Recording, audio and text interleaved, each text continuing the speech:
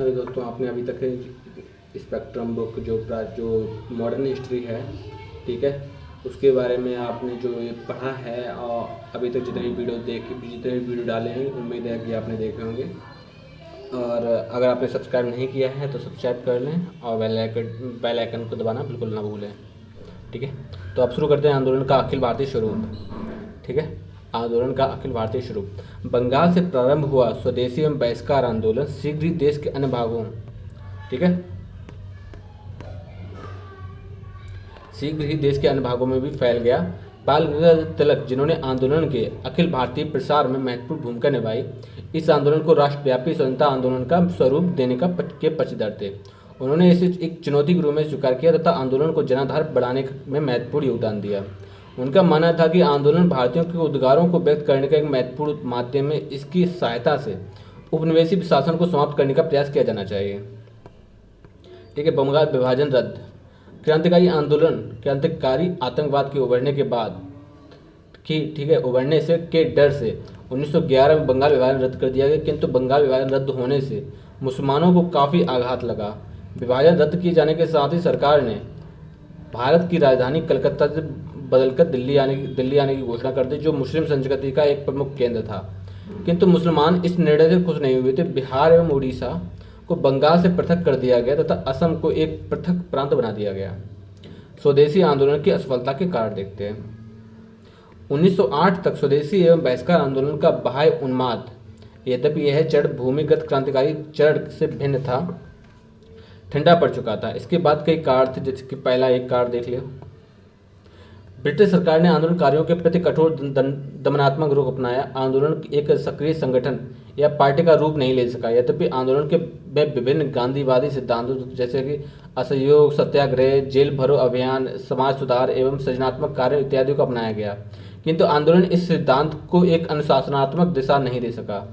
आंदोलन आगे चलकर नेतृत्व विहीन हो गया था, क्योंकि 1908 तक अधिकांश नेता गिरफ्तार कर लिए गए थे या देश से निर्वासित कर दिए गए थे। इसी समय अरविंद घोष और बिपिन चंद्र पाल ने सक्रिय राजनीति में से संन्यास ले लिया था। कांग्रेस के नेताओं के मध्य आंतरिक झगड़े की परिणति 1907 के सूरत विभाजन के रूप में हुई। इससे आंदोलन को भारी आघात पहुंचा था। यद्यपि आंदोलन ने जन सामान्य की शक्ति और ऊर्जा को उभारने का कार्य तो किया, किंतु इस शक्ति एवं ऊर्जा को संगठित कर वह सही स्वरूप एवं दिशा देने में सफल नहीं हो सके। आंदोलन समाज के सभी वर्गों में अपनी पैठ नहीं बना सका, ठीक है। आंदोलन सभी समाज में अपनी पैठ नहीं बना सका। इस समाज में वर्ग, मध्य वर्ग तथा जमींदारों तक ही सीमित रहा। ये जो आंदोलन था, तो ठीक है, उच्च वर्ग और मध्य वर्ग तक ही और जमींदारों तक ही सीमित रहा। मुसलमानों तथा किसानों को प्रभावित करने में पूर्णतः असफल रहा। असहयोग एवं सत्याग्रह मुख्यतः सिद्धांत रूप में ही रहे तथा ज्यादा व्यवहारिक रूप नहीं ले सके। बिना किसी सुनिश्चित योजना एवं कार्यनीति के किसी भी जन आंदोलन को सही दिशा नहीं दी जा सकती है। संभवतः इस आंदोलन के साथ ही वह विसंगत रहा। मूल्यांकन है, यद्यपि स्वदेशी एवं बहिष्कार आंदोलन अपने उद्देश्यों में पूर्णतः सफल नहीं हो सका, किंतु इस आंदोलन में की उपलब्धियों को नकारा नहीं जा सकता। यह आंदोलन आधुनिक भारत के इतिहास में एक प्रमुख घटना थी। इसके अत्यंत दूरगामी परिणाम हुए। तो पहला परिणाम है कि देश प्रेम और राष्ट्रीयता का तीव्र प्रसार करने से स्वदेशी आंदोलन को अपार सफलता मिली। आंदोलन विदेशी शासन के विरुद्ध जनता की भावनाओं को, ठीक है, अब कुछ विचार है। संयुक्त बंगाल एक शक्ति है। बंगाल को विभाजित करने से हमें कई लाभ होंगे। यदि हम अपने इस प्रमुख कंटक को विभाजित कर दें तो हमारे शासन का विरोध करने वाला एक प्रमुख निकाय स्वतः दुर्बल हो जाएगा। ये बोला था रिसेल। भारत सरकार के गृह सचिव को पत्र 1904 में जब लिखा था रिसेल ने, तब उन्होंने बोला था संयुक्त बंगाल एक शक्ति है। बंगाल को विभाजित करने से हमें कई लाभ होंगे। यदि हमें अपने इस प्रमुख कंटक को विभाजित कर दें तो हमारे शासन का विरोध करने वाला एक प्रमुख निकाय स्वतः ही दुर्बल हो जाएगा। स्वराज अथवा स्वशासन स्वधर्म के लिए आवश्यक है। स्वराज के बिना कोई भी समाज सुधार नहीं हो सकता, ना कोई औद्योगिक प्रगति, ना कोई उपयोगी उपलब्धि और ना ही राष्ट्रीय जीवन की परिपूर्णता। बाल गंगाधर तिलक ने बोला। स्वदेशी ने अपने चरमोत्कर्ष के दिनों में हमारी सामाजिक एवं घरेलू जिंदगी के चित्रों को रंगों से भर दिया था। सुरेंद्रनाथ बनर्जी ने बोला ये बात। स्वराज आधुनिक परिस्थितियों में भारत के प्राचीन स्वरूप की स्थापना है। यह राष्ट्रीय महानता का सतयुग है। यह राष्ट्र के लिए शिक्षक एवं पथ प्रदर्शक के समान है। यह आत्म परिपूर्ण भारतीयों के वेदांतिक विचारों को राजनीतिक सिद्धांतों में प्रतिबिंबित करेगा। इसलिए यही भारत के लिए स्वराज है जो भारत को के आवश्यक है। ठीक है, भारत के लिए स्वराज है जो भारत के लिए आवश्यक है। अरविंद घोष ने बात कही थी ये बात। अब यहाँ से फिर से आते हैं, हमने कहाँ जोड़ा था कि देश प्रेम एवं राष्ट्रीयता यह का तीव्र प्रसार करने में स्वदेशी आंदोलन को अपार सफलता मिली। यह आंदोलन विदेशी शासन के विरुद्ध जनता की भावनाओं को जागृत करने का अत्यंत शक्तिशाली साधन सिद्ध हुआ। अभी तक स्वतंत्रता आंदोलन की राजनीति से पृथक रहने वाले अनेक वर्गों जैसे कि छात्रों, महिलाओं और कुछ ग्रामीणों शहरी जनसंख्या ने इस आंदोलन में सक्रिय रूप से भाग लिया। स्वतंत्रता आंदोलन के सभी प्रमुख माध्यम जैसे कि उदारवाद से राजनीतिक अतिवाद, क्रांतिकारी आतंकवाद से प्रारंभिक समाजवाद तथा याचिका एवं प्रार्थना पत्रों से असहयोग एवं सत्याग्रह का अस्तित्व इस आंदोलन में परिलक्षित हुआ। आंदोलन का प्रमुख क्षेत्र राजनीतिक जगत तक ही सीमित न रहा, अपितु साहित्य, विज्ञान और एवं उद्योग जगत पर भी पड़ा। आंदोलन से लोगों की तंद्रा टूटी। ठीक है, आंदोलन से लोगों की तंद्रा टूटी, वे साहसिक राजनीतिक भागीदारी एवं राजनीतिक कार्यों में एकता की महत्ता से परिचित हुए। स्वदेशी आंदोलन ने उपनिवेशी विचारों एवं संस्थाओं की वास्तविक मंशा को लोगों के समक्ष अनावृत कर दिया। आंदोलन से प्राप्त हुए अनुभवों से स्वतंत्रता संघर्ष की भावना भावी राजनीति को तय करने में सहायता मिली।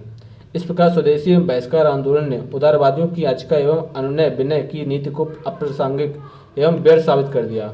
उदारवादी अपने कार्यक्रम एवं नीतियों को यथोचित गति नहीं प्रदान कर सके। उनकी यह सफलता इस बात पर सिद्ध हो गई थी कि युवा पीढ़ी ने अपने उनके नेतृत्व को नकार दिया और उन्हें सहयोग देने से इनकार कर दिया था। जन सहयोग प्राप्त करने में नरमपंथियों की असफलता से यह बात स्पष्ट हो गई कि उनकी नीतियां भारतीयों में जड़ें नहीं जमा सके। नरमपंथी अपने उद्देश्यों एवं लक्ष्यों को व्यापक प्रचार प्रसार भी नहीं कर सके। स्वदेशी एवं बहिष्कार आंदोलन के प्रारंभिक चरणों में उदारवादी इसे अखिल भारतीय स्वरूप प्रदान करने में असफल रहे और उनके नेतृत्व में आंदोलन में कोई खास प्रगति नहीं हुई। लेकिन अतिवादी राष्ट्रवादियों की कार्यप्रणाली में भी एक रूपता का अभाव रहा। इनकी कार्यप्रणाली में अहिंसात्मक एवं वैधानिक आंदोलन के समर्थक असंतुष्ट हो गए।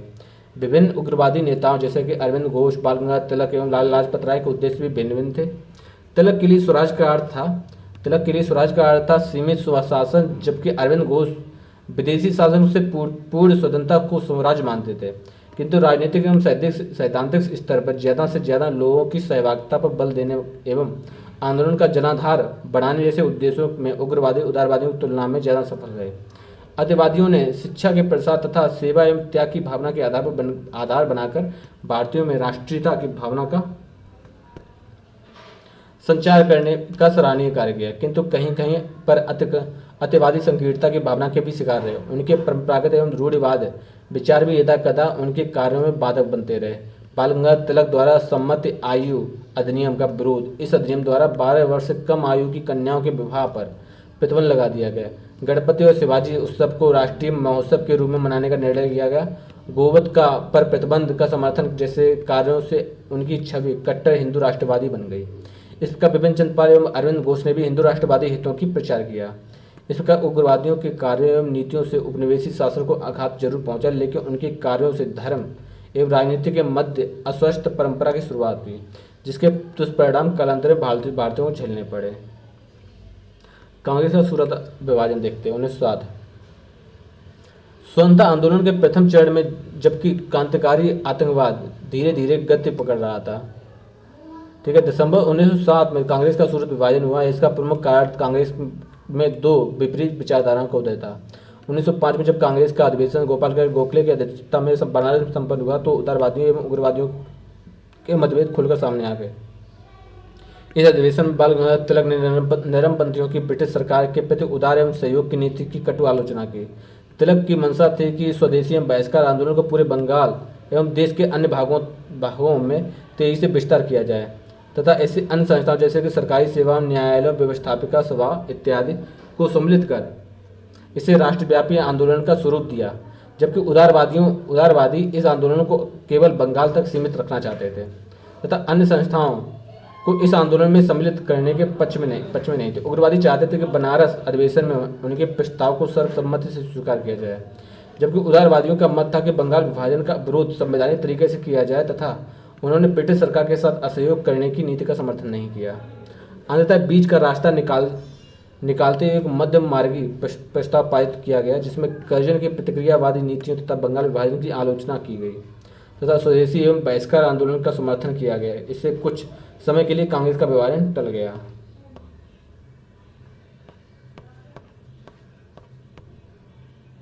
उदारवादियों और उग्रवादियों में अंतर देख लो।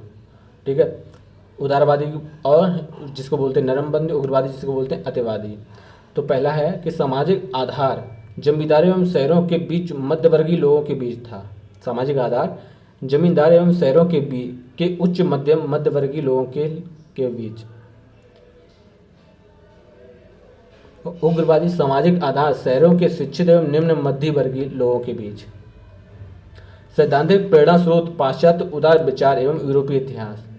सैद्धांतिक प्रेरणा स्रोत भारतीय इतिहास, सांस्कृतिक विरासत एवं परंपरागत हिंदू मूल्य। ब्रिटिश न्यायप्रियता में विश्वास रखते थे उदारवादी, और ब्रिटिश न्यायप्रियता में कोई विश्वास या निष्ठा नहीं रखते थे उग्रवादी। इन उदारवादियों का विश्वास था कि ब्रिटेन के साथ राजनीतिक संबंध भारतीयों के सामाजिक, राजनीतिक एवं सांस्कृतिक हितों के लिए लाभप्रद होंगे। उग्रवादियों का मानना था कि ब्रिटेन के साथ राजनीतिक संबंध रहने से भारत का आर्थिक शोषण जारी रहेगा। उदारवादी मानते थे कि ब्रिटिश ताज के प्रति पूर्ण निष्ठावान रहे हैं। उदारवादी ब्रिटिश ताज के प्रति पूर्ण निष्ठावान रहते थे, जबकि उग्रवादी इनका विश्वास था कि ब्रिटिश ताज भारतीय निष्ठा के प्रति अयोग्य है। उदारवादियों का मानना था कि सरकार विरोधी आंदोलन मध्यवर्गीय शिक्षित वर्ग तक ही सीमित रहना चाहिए, क्योंकि जन सामान्य अभी राजनीतिक कार्यों में सक्रिय भागीदारी निभाने के लिए तैयार नहीं है। उग्रवादी मानते थे कि इन्हें जन सामान्य की शक्ति एवं त्याग की भावना में पूर्ण निष्ठा थी। उदारवादी सरकारी सेवाओं में भारतीयों की सहभागिता बढ़ाने एवं संवैधानिक सुधारों की मांग की। ठीक है, उदारवादियों में सरकारी सेवाओं में भारतीयों की सहभागिता बढ़ाने एवं संवैधानिक सुधारों की मांग की, जबकि उग्रवादी भारतीय दुर्दशा को दूर करने हेतु स्वराज की मांग की। केवल संवैधानिक दायरे में रहकर लक्ष्य पाने में विश्वास रखते थे, और उग्रवादी आवश्यकता पड़ने पर लक्ष्य की प्राप्ति के लिए असंवैधानिक तरीके जैसे बहिष्कार एवं अहिंसात्मक प्रतिरोध से परहेज नहीं करते। उदारवादी पाश्चात्य शिक्षा एवं सभ्यता के समर्थक थे, जबकि उग्रवादी भारतीय समारोह के आयोजन तथा प्रेस, शिक्षा एवं भारतीय साहित्य के समर्थक थे। दिसंबर 1906 में कांग्रेस का अधिवेशन कलकत्ता में हुआ। इस अधिवेशन में तत्कालीन सांप्रदायिक दंगों एवं क्रांतिकारी आतंकवाद तथा उग्रवादियों की लोकप्रियता के वृद्धि के कारण उदारवादियों का प्रभाव कम हो गया।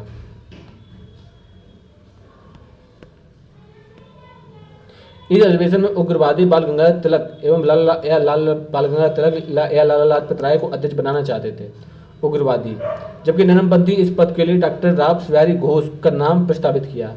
अंत में दादाभाई नौरोजी सर्वसम्मति से अधिवेशन के अध्यक्ष चुने गए तथा ब्रिटेन एवं अन्य उपनिवेशियों की तरह स्वराज या स्वशासन का कांग्रेस ने अपना लक्ष्य घोषित किया। स्वदेशी बहिष्कार या राष्ट्रीय शिक्षा के समर्थन में भी एक प्रस्ताव पारित किया गया। इस अधिवेशन में प्रथम बार स्वराज शब्द का उपयोग किया गया, किंतु इसकी स्पष्ट व्याख्या नहीं की, जिसके बाद इस विषय पर उदारवादियों एवं उग्रवादियों के बीच बहस छिड़ गई। कलकत्ता अधिवेशन की उपलब्धियों से उत्साहित होकर उग्रवादियों ने अहिंसात्मक प्रतिरोध तथा शिक्षा संस्थाओं, व्यवस्थापिका सभा एवं नगर निकायों इत्यादि का बहिष्कार करने की मांग प्रारंभ की। कलकत्ता अधिवेशन में उदारवादियों के प्रस्तावों को ज्यादा महत्व न देने के कारण भी उनमें निराशा बढ़ी। धीरे धीरे दोनों पक्षों के मतभेद बढ़ने लगे। उग्रवादियों का मानना था कि इस समय भारतीयों में अभूतपूर्व उत्साह है तथा स्वतंत्रता आंदोलन का पूर्ण रूपेण प्रारंभ करने का यह उपयुक्त समय है। उनका मत था कि वह समय आ गया है जब ब्रिटिश शासन पर आघात किया जाए तथा उसे जड़ से उखाड़ फेंका जाए। उन्होंने निष्कर्ष निकाला कि उदारवादी इस कार्य के लिए अनुपयुक्त हैं और उन्हें स्वतंत्रता अभियान से अलग कर दिया जाए। दूसरी ओर उदारवादियों ने भी यह निष्कर्ष निकाला कि उससे उग्रवादियों के साम्राज्यवादी विरोधी अभियान से उनका जुड़ना उचित नहीं है, क्योंकि ब्रिटिश सरकार को हटाने पर तुले हुए हैं। उदारवादी यह विश्वास करने में लगे कि निकाय सुधारों के द्वारा प्रशासन में भारतीयों की भागीदारी का उनका स्वप्न बेपूरा हो जाएगा। नरमपंथियों ने तर्क दिया कि अतिवादियों के दबाव में कांग्रेस को जल्दबाजी में ऐसा कोई कदम नहीं उठाना चाहिए जिससे भारतीय हितों को नुकसान पहुंचे। उदारवादी अतिवादियों के साथ किसी प्रकार के सहयोग या संबंध नहीं बनाना चाहते थे। उदारवादी का यह अनुमान नहीं लगा सके कि सरकार द्वारा काउंसिल सुधारों का वास्तविक उद्देश्य अतिवादियों को उदारवादियों से पृथक करना है, न कि न कि उदारवादियों को उपहार देना। अतिवादियों ने भी है नरमपंथियों के हर कदम का गलत अनुमान लगाया। दोनों ही पक्ष इस बात का महत्व दोनों ही इस बात की महत्ता से परिचित नहीं हो सके। भारत जैसे विशाल औपनिवेशिक देश को विदेशी शासन से मुक्ति दिलाने के लिए विशाल राष्ट्रवादी आंदोलन एवं आपसी एकता अत्यंत आवश्यक है।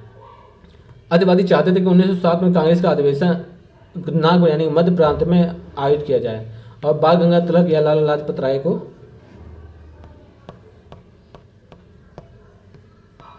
अध्यक्ष चुना जाए।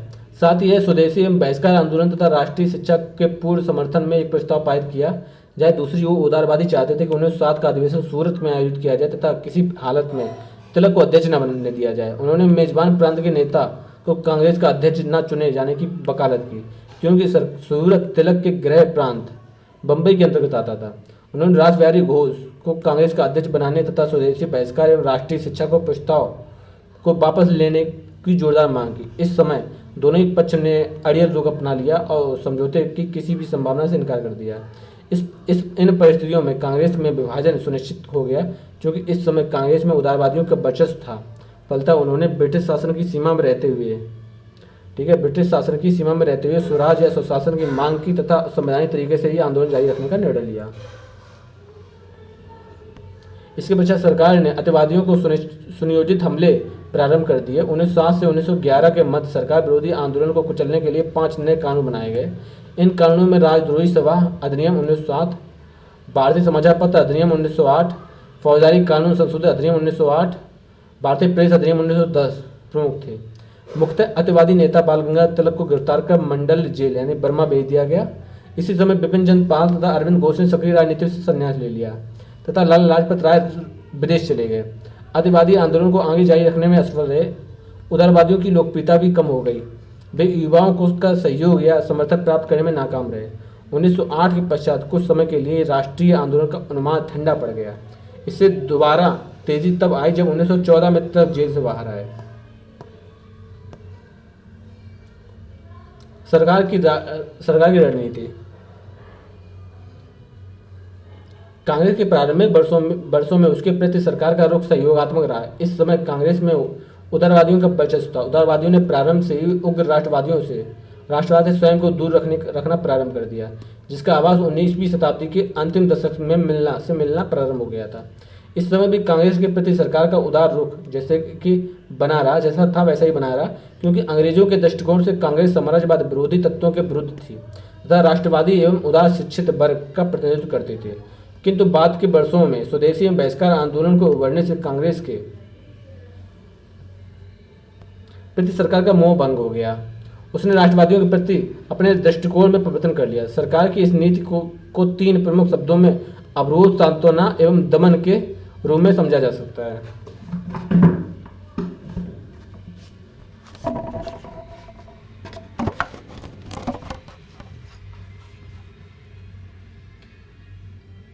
अपनी इस रणनीति के प्रथम चरण में सरकार ने उदारवादियों को डराने हेतु अतिवादियों के साधारण दमन की नीति अपनाई। ठीक है। द्वितीय चरण में सरकार एवं उदारवादियों के मध्य कुछ मुद्दों पर सहमति हुई तथा सरकार ने उदारवादियों को आश्वासन दिया कि यदि वे अतिवादियों से खुद को अलग रखें तो भारत में और संवैधानिक सुधार संभव हो सकते हैं। इसका मुख्य उद्देश्य उदारवादियों को अतिवादियों से पृथक करना था। इस प्रकार उदारवादियों को अपने पक्ष में करने पश्चात सरकार के लिए अतिवादियों के दमन की मांग आसान हो गई, किंतु बाद में उदारवादी भी सरकार की उपेक्षा के शिकार बन गए। दुर्भाग्यवश जबकि राष्ट्रवादियों में समन्वय की अत्यंत आवश्यकता थी, उदारवादी तथा अतिवादी दोनों ही अंग्रेजों की परिणति के शिकार हो गए। वे सरकार की वास्तविक मंशा को नहीं समझ सके। कांग्रेस का सूरत विभाजन अप्रत्यक्ष रूप से ब्रिटिश सरकार की इस रणनीति का प्रतिफल था, जिसके तहत नरमपंथी तथा अतिवादी एक दूसरे से दूर होते गए और उनके मतभेद सूरत अधिवेशन में खुलकर सामने आ गए।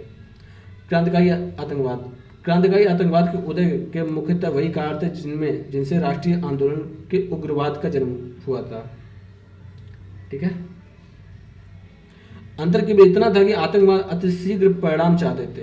स्वदेशी एवं बहिष्कार आंदोलन के मंद पड़ने के पश्चात क्रांतिकारी आतंकवाद का और तेजी से विकास हुआ। उदारवादियों के नेतृत्व में आंदोलन की असफलता के पश्चात युवा राष्ट्रवादियों का मोह भंग हो गया। वे युवा जिन्होंने इस आंदोलन में बढ़ चढ़ कर हिस्सा लिया था हताश हो गए और अपनी राष्ट्रवादी ऊर्जा की अभिव्यक्ति के लिए उपयुक्त मंच की तलाश करने लगे। उग्रवादियों के उग्र तेवर भी क्रांतिकारी आतंकवादियों के उदय में सहायक रहे।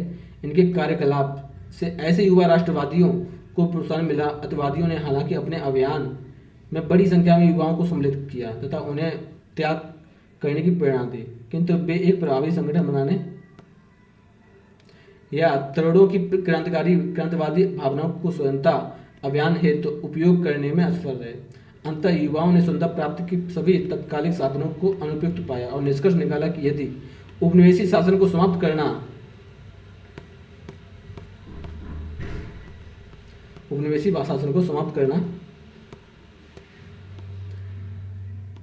है तो हिंसक तरीके अपनाना आवश्यक है।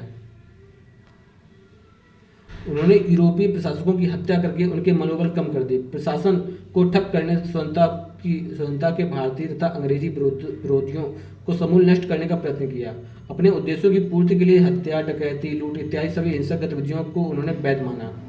क्रांतिकारी आतंकवादियों के कार्यक्रम। क्रांतिकारी आतंकवादियों ने निर्णय किया कि अंग्रेजी शासन को समाप्त करने के लिए सभी भारतीयों को हिंसक गतिविधियों में सहयोग करना चाहिए। इसके लिए एक राष्ट्रव्यापी हिंसक आंदोलन चलाया जाए तथा साम्राज्यवादियों एवं उसके समर्थकों को दमन किया जाए। क्रांतिकारियों ने रूसी निहिलिस्टों एवं आयरलैंड के आतंकवादियों से प्रेरणा ली। ठीक है, रूसी निहिलिस्टों एवं आयरलैंड के आतंकवादियों से प्रेरणा ली क्रांतिकारियों ने। आतंकवादियों के कार्यक्रम में व्यक्तिगत तौर पर हिंसक कार्य करना, ब्रिटिश अधिकारियों, उनके समर्थकों एवं सहयोगियों की हत्या करना, डकैती डालकर क्रांतिकारी गतिविधियों के लिए धन एकत्र करना तथा सरकार विरोधी लोगों के सहयोग से सैनिक षड्यंत्र करने जैसी गतिविधियां शामिल थी। आतंकवादी चाहते थे कि हिंसात्मक कार्यों के द्वारा शासकों को आतंकित किया जाए तथा भारतीयों के इस भय को दूर किया जाए कि अंग्रेज शक्तिशाली एवं अजय हैं। उन्होंने राष्ट्रवादी भावनाओं का प्रसार कर भारतीयों से अनेक कार्यों में सहयोग देने की अपील की तथा युवाओं से इस कार्य के लिए आगे आने का आह्वान किया। क्योंकि बड़ी संख्या में अंग्रेजों ने तरुणों का दमन किया था, अतिवादी भी अपने कार्यों से आतंकवाद को रोकने में सफल नहीं हुए। उल्टे उन्होंने उसके उदय में अप्रत्यक्ष रूप से उत्प्रेरक की भूमिका निभाई। क्रांतिकारी बेप्रेरणा जिसे उदारवादी दल ने लोकप्रिय बनाया तथा धीमे प्रभाव की नीति जिसे उग्रवादियों ने अपनाया था, दोनों में विश्वास नहीं रखते थे। क्रांतिकारियों का मानना था कि साम्राज्यवादी शासन भारत की धार्मिक एवं राजनीतिक स्वतंत्रता, संस्कृति, सभ्यता और नैतिक मूल्यों इत्यादि सभी को विनष्ट कर देगा। इन क्रांतिकारियों का एकमात्र उद्देश्य भारत भूमि को विदेशी दासता से मुक्त कराना था। क्रांतिकारी आतंकवाद गतिविधियां। प्रथम विश्व युद्ध के पश्चात भारत एवं विदेशों में आतंकवादियों द्वारा किए गए विभिन्न कार्यों को निम्न परिप्रेक्ष्य में देखा जा सकता है। बंगाल में क्रांतिकारी आंदोलन का सूत्रपात भद्र लोक समाज से हुआ था। 1870 तक कलकत्ता में छात्रों द्वारा अनेक गुप्त समितियों का गठन किया जा चुका था, किंतु ये समितियां ज्यादा सक्रिय नहीं हो सकी थे। बंगाल में क्रांतिकारियों का प्रथम गुप्त संगठन अनुशीलन समिति थी, जिसका गठन 1902 में किया गया था मिदनापुर। ठीक है, मिदनापुर में ज्ञानेन्द्र नाथ बसु ने इसकी स्थापना की थी अनुशीलन समिति की, जबकि कलकत्ता में इसका गठन पी मित्रा ने किया था। कलकत्ता की अनुशीलन समिति में जतीन्द्र नाथ बनर्जी तथा बरिंद्र कुमार घोष जैसे प्रसिद्ध क्रांतिकारी इसके सदस्य थे, किंतु अनुशीलन समिति की गतिविधियां उनके अपने अनुयायियों को शारीरिक एवं नैतिक विसर्जन देने तक ही सीमित रहीं। 1908 तक आते आते यह लगभग निष्क्रिय हो गया। अप्रैल 1906 में अनुशीलन समिति के 2 सदस्य बरिंद्र कुमार घोष और भूपेन्द्र नाथ दत्ता ने युगांतर नामक साप्ताहिक पत्र का प्रकाशन किया। इसी समय अनुशीलन समिति के सदस्यों ने कुछ आतंकवादी गतिविधियों में भी संपन्न की। 1905 से 1906 तक युगांतर के अतिरिक्त कई अन्य पत्रिकाओं ने भी क्रांतिकारी विचारों के प्रसार में महत्वपूर्ण भूमिका निभाई, जिनमें संध्या का नाम प्रमुख आता है। किंतु बंगाल में क्रांतिकारी विचारधारा के प्रचार प्रसार में सबसे प्रमुख युगांतर ने ही अपना काम किया। उदाहरणार्थ पेरिसल सम्मेलन के प्रतिनिधियों पर पुलिस द्वारा किए गए अत्याचारों का विरोध करते हुए युगांतर ने लिखा है कि समस्या का समाधान लोगों द्वारा ही किया जा सकता है। भारत में निवास करने वाले 30 करोड़ लोगों के उपनिवेशी दमन एवं शोषण को रोकने हेतु 60 करोड़ हाथों का उपयोग करना चाहिए। ताकत को ताकत द्वारा ही रोका जा सकता है। युगांतर के कुछ प्रमुख लेखों का संग्रह मुक्ति कौन पाथे, मुक्ति किस मार्ग से नामक पुस्तक से प्रकाशित हुआ।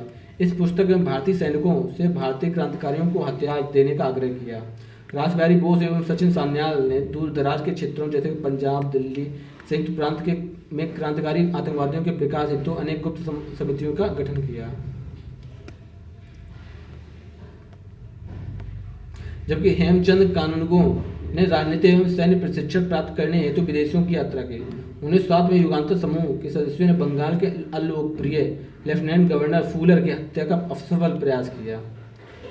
30 अप्रैल 1908 को बिहार के मुजफ्फरनगर जिले के न्यायाधीश किंगफोर्ड की हत्या करने के उद्देश्य से खुदीराम बोस और प्रफुल्ल चाकी ने उनकी गाड़ी पर बम फेंका। मुख्य प्रेसिडेंसी दंडनायक के रूप में किंगफोर्ड ने युवकों को छोटे छोटे अपराधों के लिए बड़ी बड़ी सजाएं दी थी, लेकिन गलती से बम श्री कैनेडी की गाड़ी पर लग गया, जिससे 2 महिलाएं मारी गईं। इसके पश्चात प्रफुल्ल चाकी और खुदीराम बोस पकड़े गए। प्रफुल्ल चाकी ने आत्महत्या कर ली। खुदीराम बोस पर मुकदमा चलाकर उन्हें फांसी दे दी गई। सरकार ने मानिक टोला उद्यान एवं कलकत्ता में अवैध हथियारों की तलाशी के लिए अनेक स्थानों पर छापे मारे और 34 व्यक्तियों को बंदी बनाया। इनमें 2 घोष बंधु अरविंद और बरिंद घोष भी शामिल थे। इन पर अलीपुर षड्यंत्र कांड का अभियोग चलाया गया। मुकदमे के दिनों में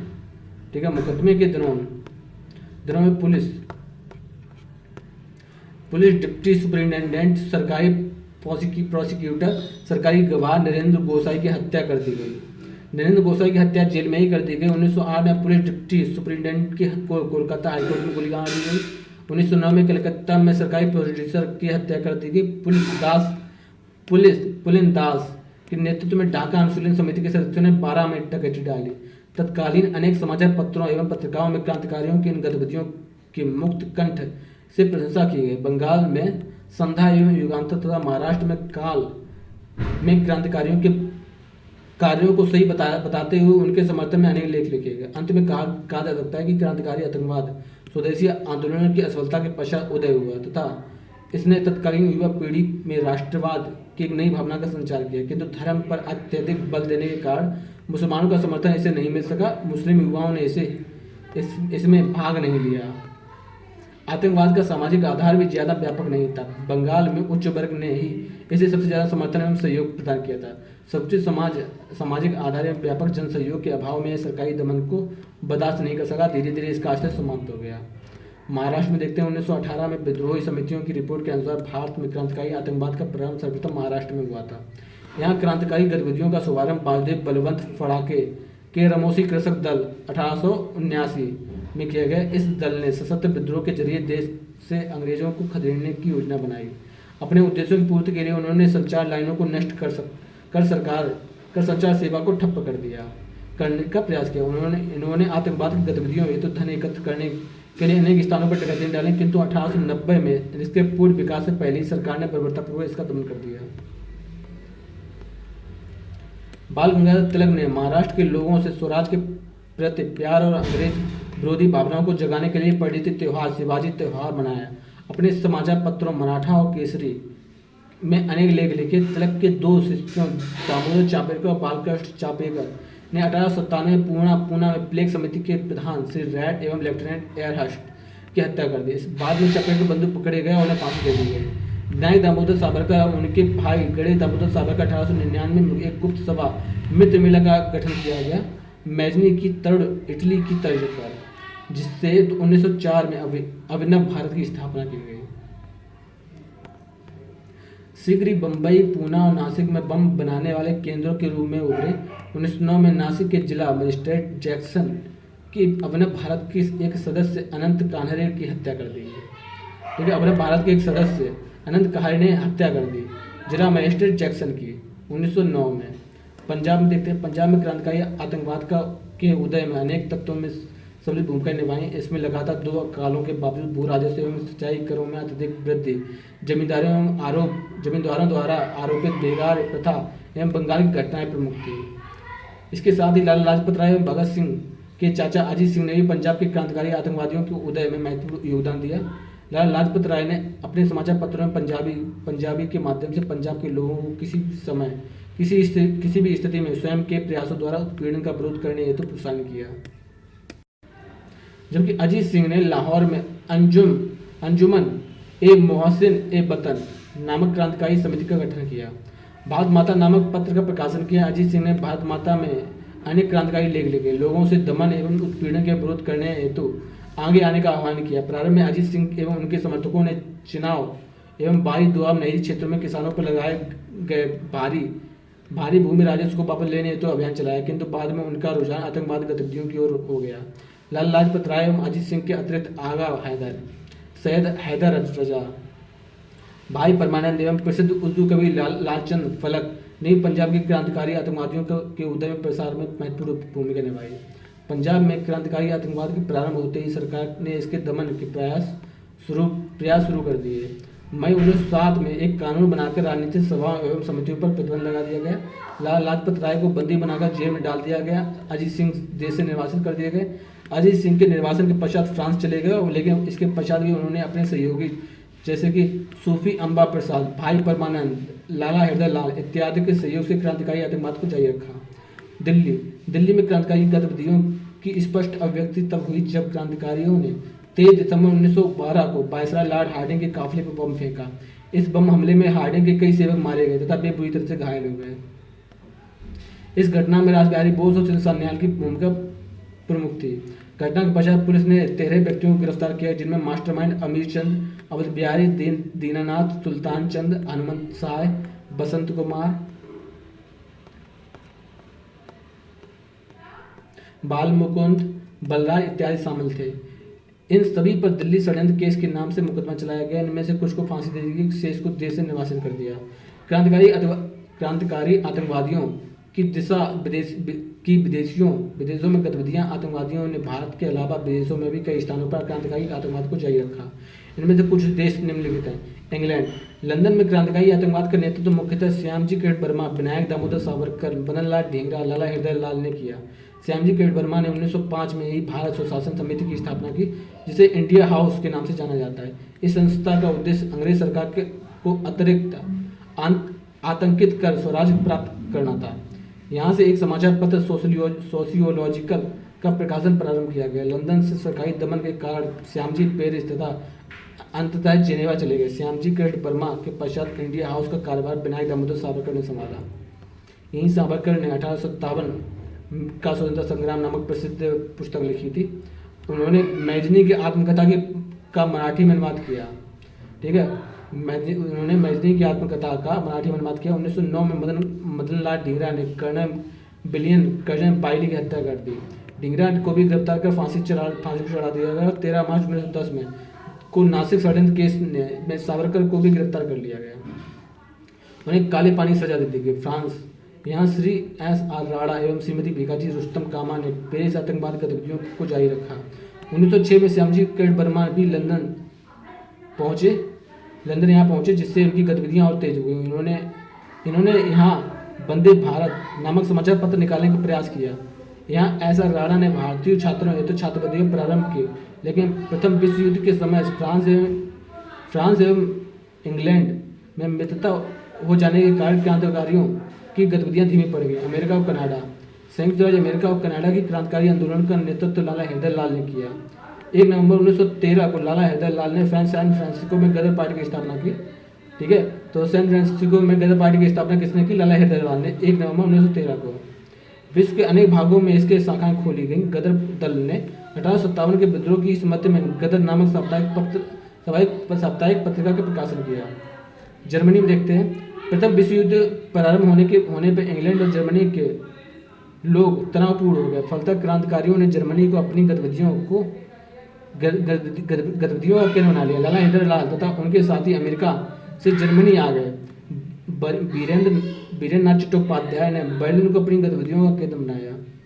ठीक है, लाला हृदय लाल और उनके साथी अमेरिका से जर्मनी आ गए और वीरेंद्रनाथ चट्टोपाध्याय ने बर्लिन को अपनी गतिविधियों का केंद्र बनाया।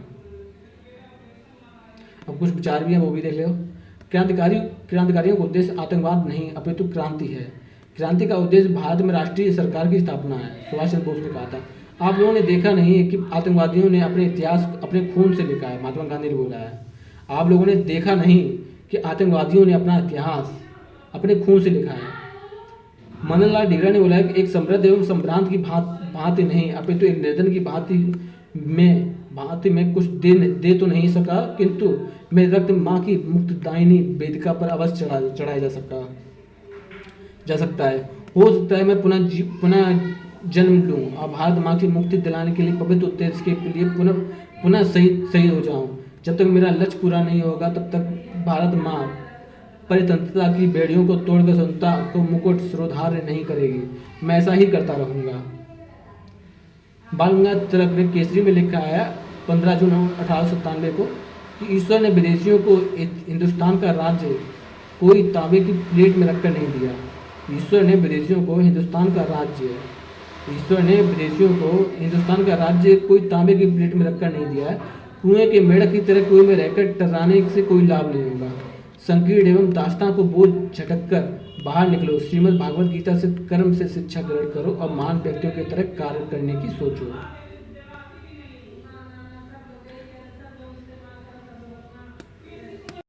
माल्य मिंटो सुधार 1909। ठीक है, माल्य मिंटो सुधार देखते हैं।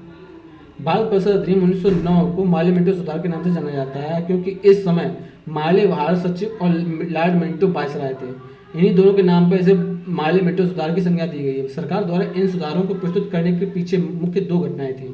अक्टूबर 1906 में आगा खां के नेतृत्व में एक मुस्लिम प्रतिनिधि मंडल वायसराय लॉर्ड मिंटो से मिला तथा मांग की कि मुसलमानों के लिए पृथक निर्वाचन प्रणाली की व्यवस्था की जाए। मुसलमानों की उनकी जनसंख्या के अनुपात में प्रतिनिधित्व दिया जाए। प्रतिनिधि मंडल ने तर्क दिया कि उनकी साम्राज्य की सेवा के लिए उन्हें पृथक सांप्रदायिक प्रतिनिधित्व दिया जाए। 1906 में ढाका में नवाब सलीमुल्लाह, नवाब मोहसिन उल मुल्क और बकार उल मुल्क द्वारा मुस्लिम लीग की स्थापना की गई। लॉर्ड मिंटो से मिलने वाला यह प्रतिनिधि मंडल शीघ्र ही मुस्लिम लीग में सम्मिलित हो गया। मुस्लिम लीग ने मुसलमानों को साम्राज्य के प्रति निष्ठा प्रकट करने की शिक्षा दी तथा मुस्लिम बुद्धिजीवियों को कांग्रेस से पृथक करने का प्रयास किया। इसके अतिरिक्त कांग्रेस द्वारा प्रतिवर्ष सुधारों की मांग करने, नरम दर्द को संतुष्ट करने, अतिवादियों के प्रभाव को कम करने तथा क्रांतिकारी राष्ट्रवाद को रोकने के लिए सुधार किया जाना आवश्यक हो गया। मुख्य सुधार देखते हैं 1909 के। तो माल्य मिंटो सुधार की मुख्य धाराएं इस प्रकार थी कि इस अधिनियम के अनुसार केंद्रीय एवं प्रांतीय विधान परिषदों में निर्वाचित सदस्यों की संख्या में वृद्धि की गई। प्रांतीय विधान परिषदों में गैर सरकारी बहुमत स्थापित किया गया, किंतु गैर सरकारी सदस्यों में नामांकित एवं बिना चुने सदस्यों की संख्या अधिक थी, जिसके कारण निर्वाचित सदस्यों की तुलना में अभी भी उनकी संख्या अधिक बनी रही।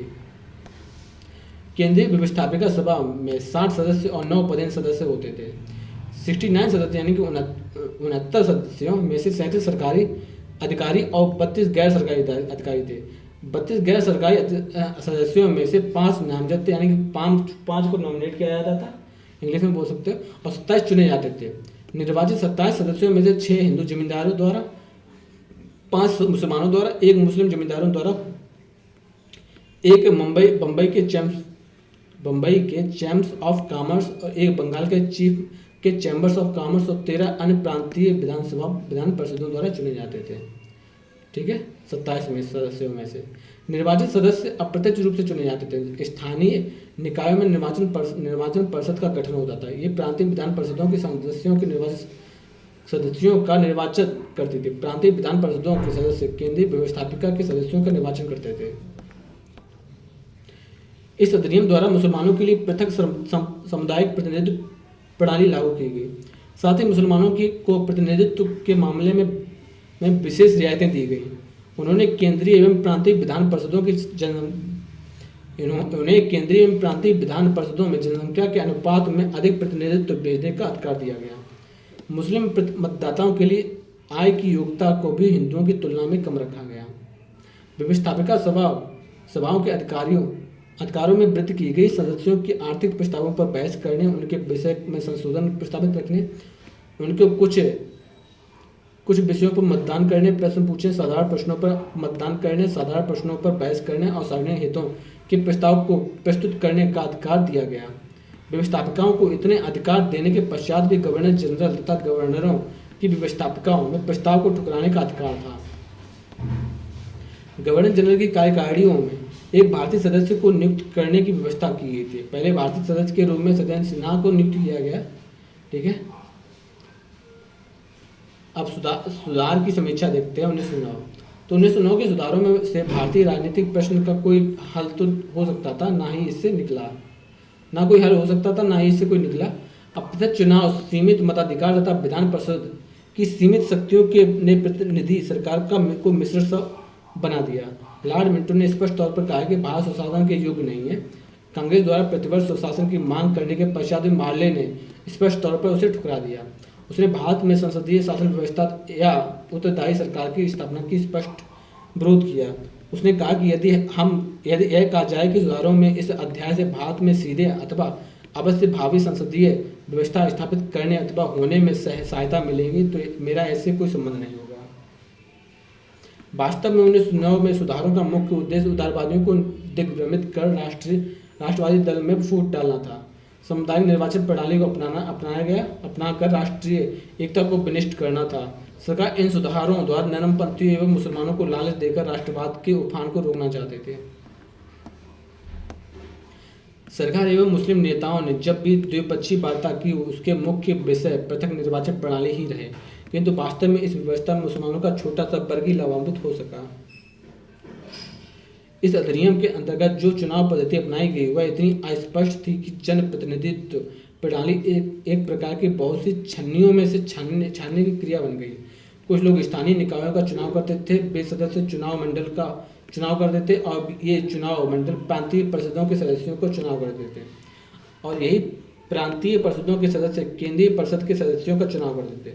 सुधारों को कार्यान्वित करते हुए बहुत सी गड़बड़ियां उत्पन्न हो गई।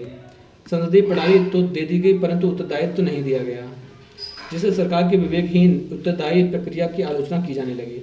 भारतीय नेताओं ने विधानमंडलों को सरकार की कटु आलोचना करने का मंच बना लिया। केवल गोपालकर गोखले जैसे कुछ भारतीय नेताओं ने ही इस अवसर का वास्तविक उपयोग कर सके। उन्होंने सभी के लिए प्राथमिक शिक्षा, सरकार की दमनकारी नीतियों की आलोचना तथा दक्षिण भारत में भारतीय मजदूरों पर हो रहे अत्याचार जैसे मुद्दों को उठाकर इस मंच का सही अर्थों पर उपयोग किया।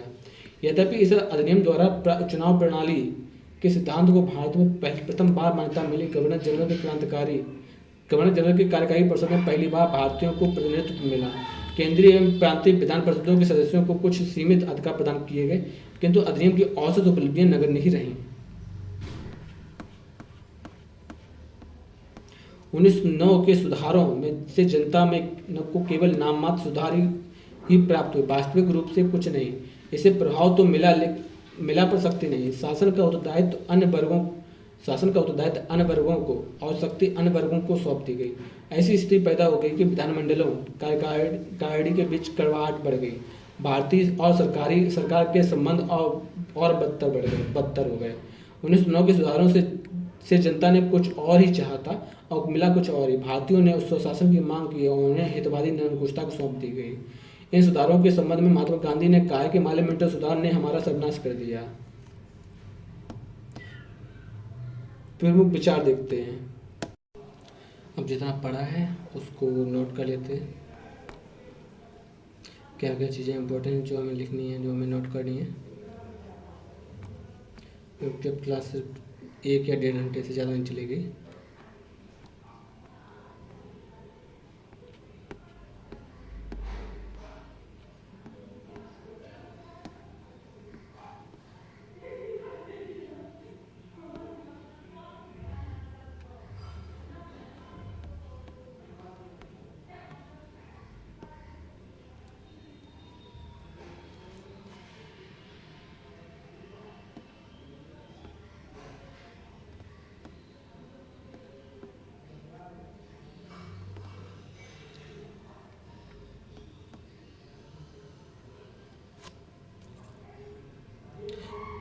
बाल गंगाधर तिलक, जिन्होंने अखिल भारतीय प्रसार में महत्वपूर्ण भूमिका निभाई थी और इस आंदोलन को राष्ट्रव्यापी आंदोलन का स्वरूप देने का पक्षधर थे। इसमें से बंगाल विभाजन, तो बंगाल विभाजन काफ़ी इम्पोर्टेंट है।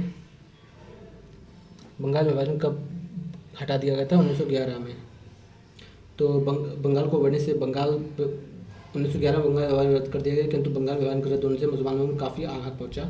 विभाजन रद्द होने के बाद सरकार ने भारत की राजधानी कलकत्ता से दिल्ली बना दी।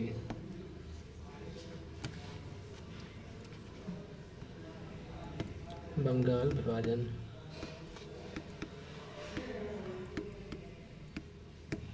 ठीक है, बंगाल विभाजन रद्द।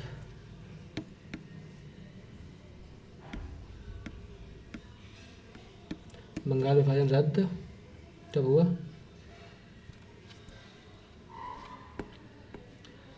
1911 में।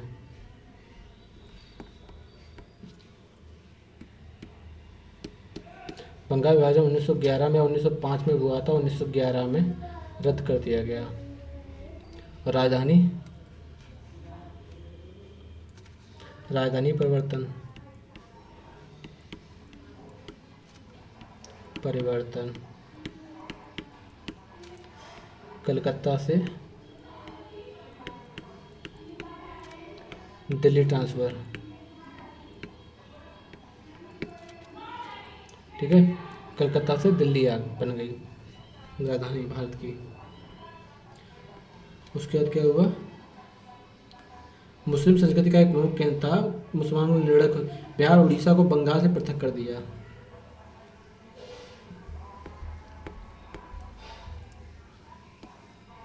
बिहार और उड़ीसा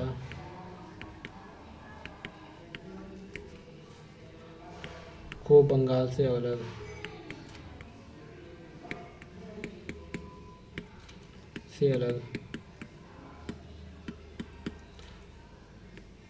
असम को अलग प्रांत,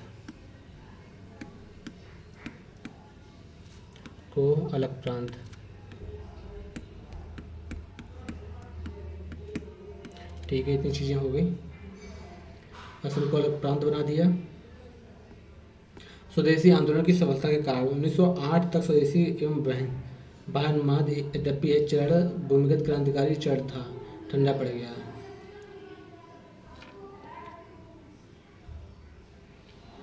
1908 तक अधिकांश नेता गिरफ्तार कर लिए गए थे।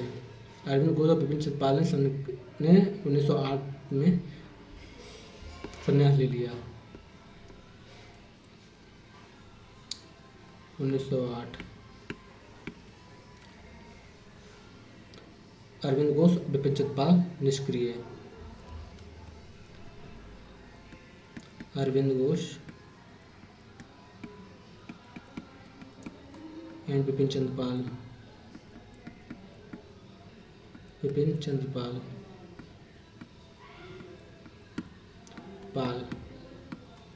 संन्यास राजनीति से।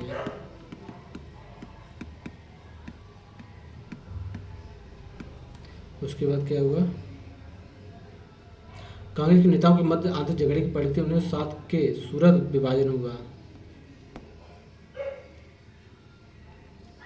1907 सूरत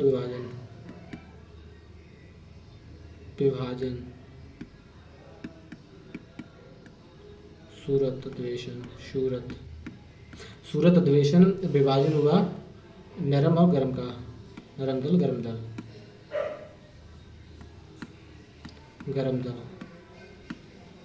उसके बाद यदि भी आंदोलन ने जनसामान्य की शक्ति और ऊर्जा को उभारने का कार्य किया, किंतु इस शक्ति का ऊर्जा को संगठित कर वही स्वरूप एवं दिशा सफल नहीं हो सके। आंदोलन समाज के सभी वर्गों में अपनी पैठ नहीं बना सके, जैसे उच्च वर्ग, मध्य वर्ग और जमींदारों तक ही सीमित रहा। ये विचार आपको खुद ही लिखने होंगे। आगे देखते हैं।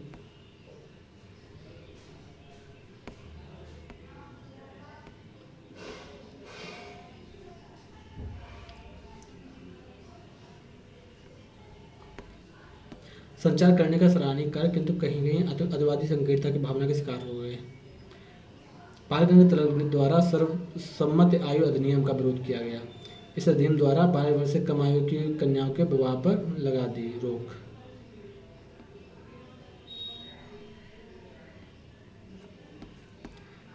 तिलक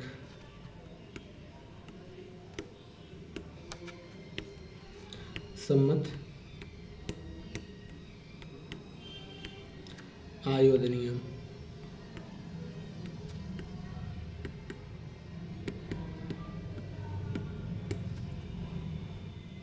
इसमें क्या 12 वर्ष से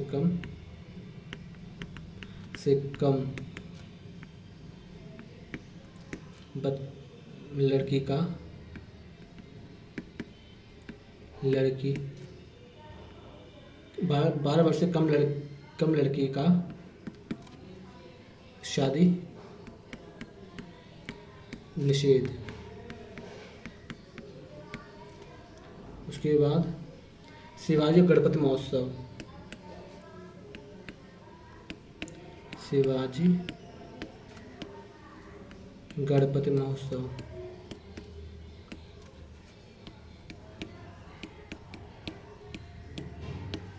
शिवाजी एवं गणपति महोत्सव।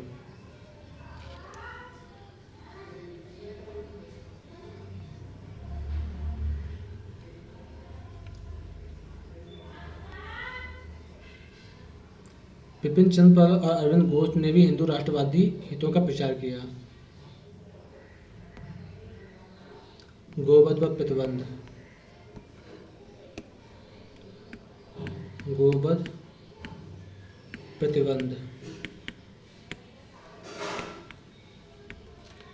आगे बढ़ते हैं।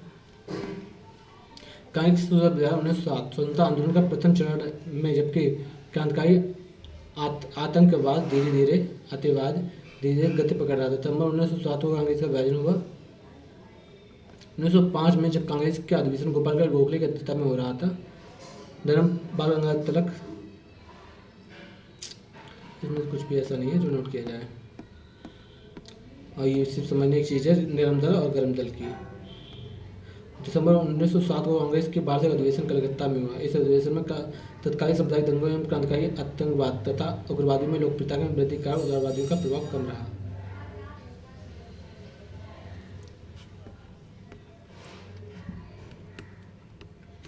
उन्नीस 1906 कांग्रेस अधिवेशन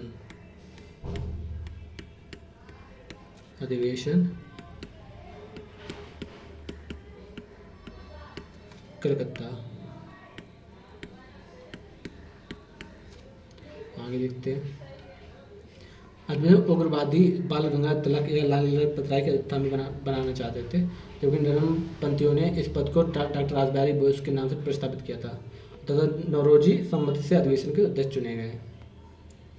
दादा नौरोजी।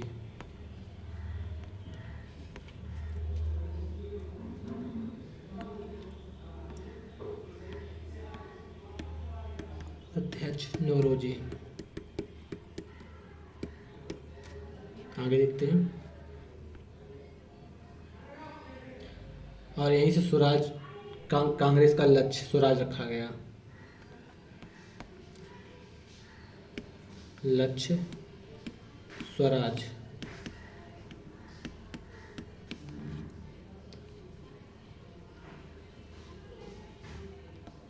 कलकत्ता अधिवेशन की उपलब्धियों से उत्साहित होकर उग्रवादियों ने अहिंसात्मक प्रतिरोध एवं शिक्षा संस्थाओं की व्यवस्थापिका सभा एवं नगर निकायों इत्यादि को बहिष्कार करने की मांग को प्रारंभ कर दिया। कलकत्ता अधिवेशन में उदारवादियों के प्रस्ताव को ज़्यादा महत्व नहीं मिलने के कारण उनमें निराशा बढ़ी।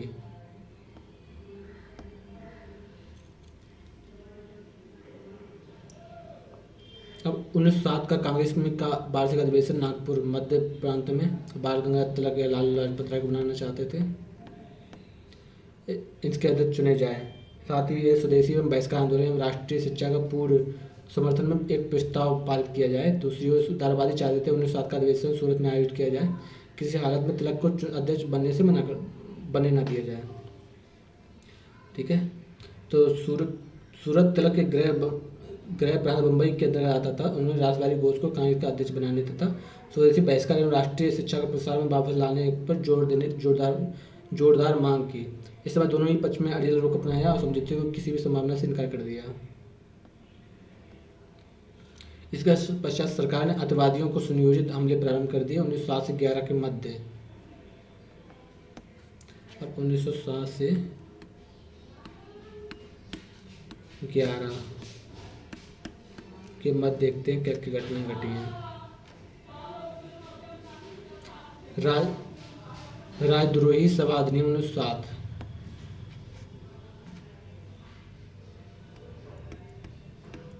राजद्रोही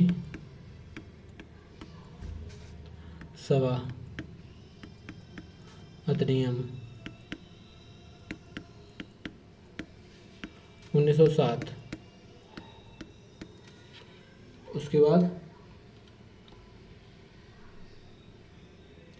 भारतीय समाचार पत्र अधिनियम 1908। भारतीय समाचार पत्र 1908। भारतीय समाचार पत्र 1908। फौजदारी कानून संशोधन अधिनियम 1908। फौजदारी कानून अमेंडमेंट संशोधन अधिनियम 1908।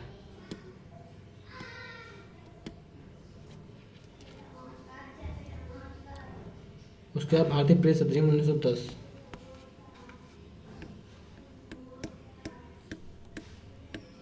प्रेस अधिनियम 1910 ये लाए गए 1907 से लेकर 1911 के मध्य। और क्या क्या किया गया? अतिवादी नेता बाल गंगाधर तिलक को गिरफ्तार कर मंडल जेल बर्मा भेज दिया गया।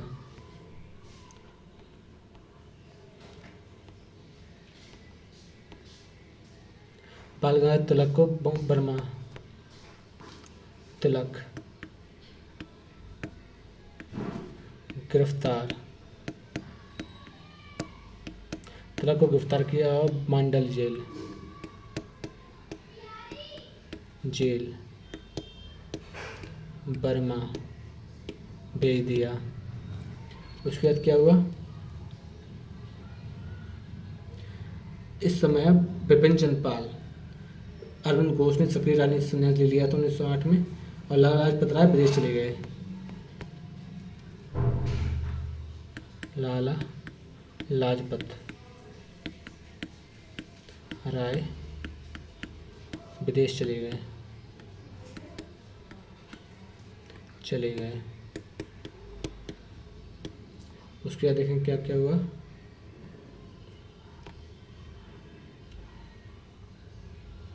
उन्नीस सौ आठ के पश्चात कुछ समय के लिए राष्ट्रीय आंदोलन का उन्माद ठंडा पड़ गया। ऐसी दुबाई तेजी तबाही। अब तो 1914 में तिलक जेल से रिहा हुए।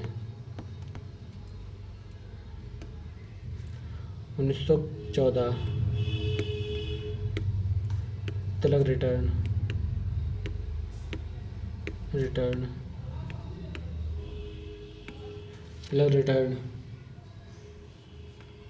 सरकार की पड़ी थी। कांग्रेस के प्रारंभिक वर्षों के प्रति सरकार का रूप सहयोगात्मक रहा। ठीक है, ये सब देख चुके थे। बाद में स्वदेशी बहिष्कार आंदोलन के उभरने से कांग्रेस के प्रति सरकार का मोह भंग हो गया और उसने राष्ट्रवादियों के प्रति अपने दृष्टिकोण में परिवर्तन कर लिया। सरकार की नीति के 3 प्रमुख शब्द थे: अवरोध, सांत्वना और दमन। सरकार की नीति के 3 प्रमुख शब्द। सरकार नीति के प्रमुख शब्द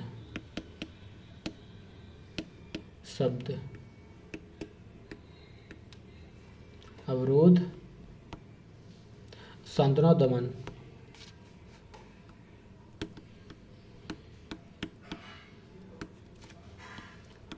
सांत्वना, दमन। अवरोध, सांत्वना, दमन। आगे देखते हैं। अपनी इस रणनीति के प्रथम चरण में सरकार ने उदारवादियों को डराने हेतु अतिवादियों के साधारण दमन की नीति अपनाई।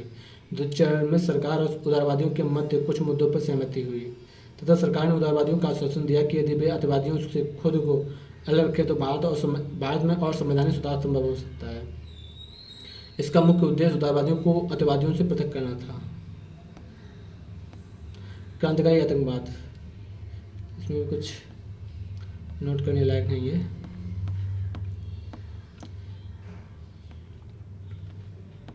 ऐसे तरीके अपनाया आवश्यकता है। यूरोपीय प्रशासन को हत्या करके मनोबल कम दिए गए, प्रशासन को ठप करने तथा जनता को भारतीय अंग्रेजी विरोधियों को समूल नष्ट करने का प्रयत्न किया गया।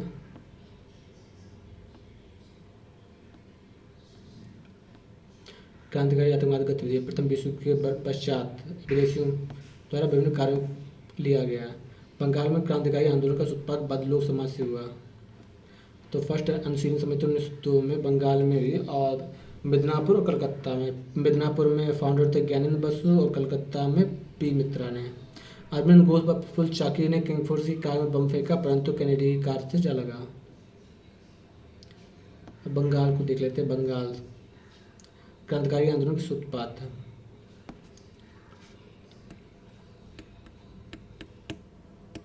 बंगाल सूत्रपात पादरी लोक समाज,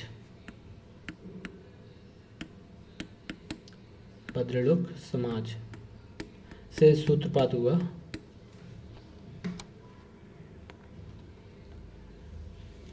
1870 तक कलकत्ता के छात्रों में अनेक गुप्त समितियों का गठन किया, किंतु ये समितियां जहाँ सक्रिय नहीं रही। बंगाल के क्रांतिकारियों का प्रथम गुप्त संगठन अनुशीलन समिति थी 1902। उसके बाद तो ये सब आता ही है बंगाल वाला।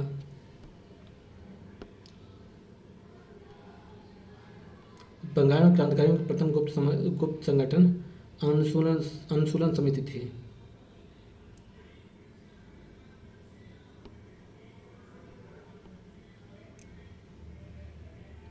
फर्स्ट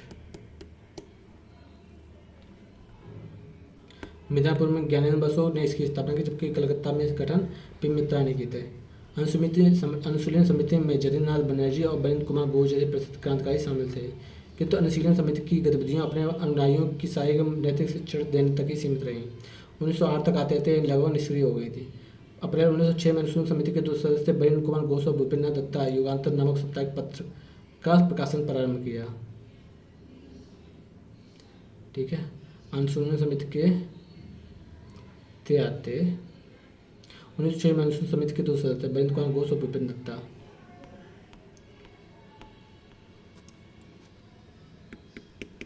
उन्नीस सौ 6 बरिंद्र कुमार घोष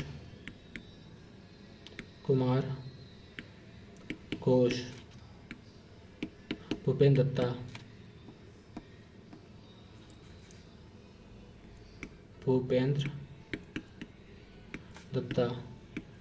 इन्होंने समाचार पत्र निकाला, जिसको बोलते हैं युगांतर साप्ताहिक पत्र। युगांतर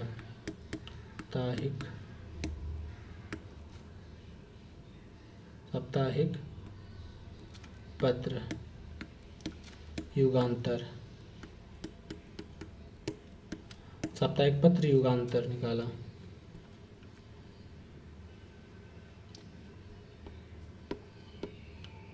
उसके बाद क्या हुआ, इस समिति के सदस्यों ने कुछ आतंकवादी गतिविधियों की संपन्न की। 1905 से 6 में युगांतर के अतिरिक्त कई अन्य पत्रिकाएं भी निकली।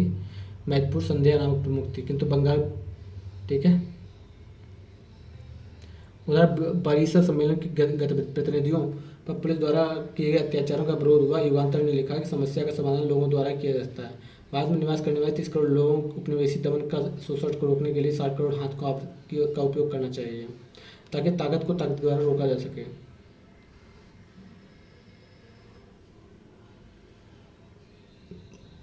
मुक्ति कौन पाथे, युगांतर में ही लिखा था, मुक्ति कौन पाथे, यानी मुक्ति किस रास्ते पर है, ये युगांतर में ही लिखा था। इस पुस्तक में भारतीयों से भारतीय क्रांतिकारियों को हथियार देने का आग्रह किया गया। रासबिहारी बोस और सुशील सन्याल ने दूर दराज क्षेत्रों में पंजाब, दिल्ली एवं संयुक्त प्रांत में क्रांतिकारी आतंकवादियों के विकास हेतु अनेक गुप्त समितियों का गठन किया, जबकि हेमचंद कानूनगो ने सैन्य प्रशिक्षण करने हेतु विदेशों की यात्रा की। 1907 में युगांतर समूह के तहत बंगाल में अलोकप्रिय लेफ्टिनेंट गवर्नर की हत्या कर दी, फूलर की हत्या कर दी थी। लेफ्टिनेंट गवर्नर फूलर की हत्या का असफल प्रयास किया गया। 30 अप्रैल 1908 को बिहार के मुजफ्फरनगर जिले में देश से किंगफोर्ड की हत्या कर दी गई। खुदीराम बोस और प्रफुल्ल चाकी ने बम फेंका। मुख्य प्रेसिडेंसी दल नायक के किंगफोर्ड के युवकों को छोटे छोटे अपराधों के लिए बड़ी बड़ी सजाएं दी थी, लेकिन गलती से कैनेडी कार में आग लगा और इसके पश्चात प्रफुल्ल चाकी और खुदीराम बोस पकड़े गए।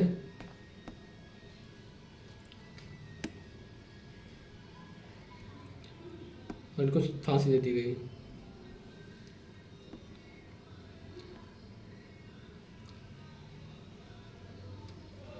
सरकार के मानिक टोला उद्यान एवं कलकत्ता में अवैध हथियार की तलाशी के लिए अनेक स्थानों पर छापेमारी 34 व्यक्तियों को बंदी बनाया गया। इनमें से 2 घोष बंधु अरविंद एवं बरिंद घोष भी शामिल थे।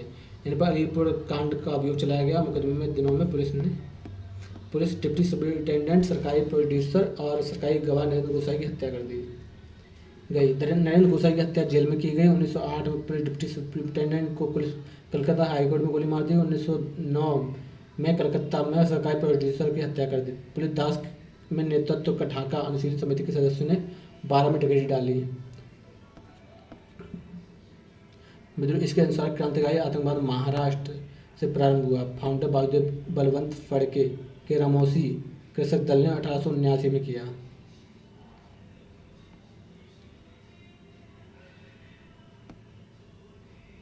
महाराष्ट्र 1918 के विद्रोही की रिपोर्ट के अनुसार भारत क्रांतिकारी आतंकवाद का सर्वप्रथम महाराष्ट्र में हुआ। ठीक है। रामसूरी कृषक 1879। ये बताया कि तिलक ने मराठा और केसरी के लिखे थे। तिलक के 2 शिष्य दामोदर चापकर, बालगढ़ चापकर ने 1897 में पूना में प्लेग समिति के तिलक के तिलक के चेले कौन थे? चापेकर। तिलक के चेले दामोदर चापेकर,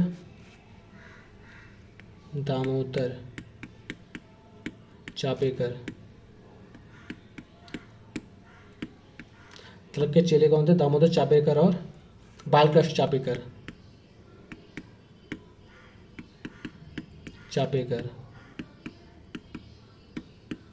ठीक है। दामोदर चापेकर और बालकृष्ण चापेकर ने 1897 में पूना में 1897 प्लेग समिति बनाई। प्लेग समिति के प्रधान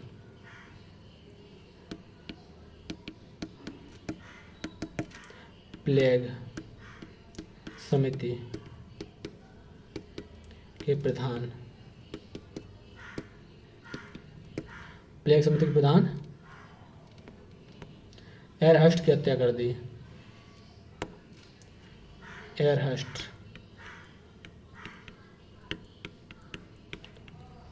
की हत्या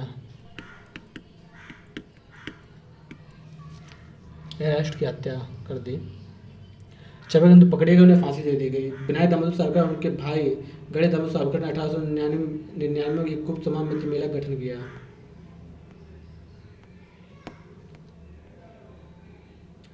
गणेश दामोदर सावरकर, विनायक सावरकर और गणेश दामोदर। विनायक सावरकर, गणेश दामोदर सावरकर,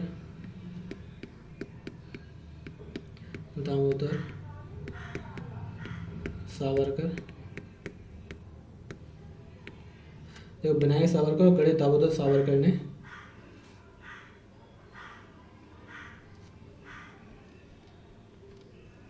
गुप्त सभा 1899 में मित्र मेला का गठन किया।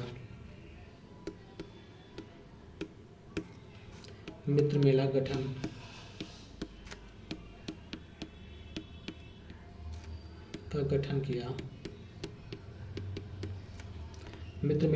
किया।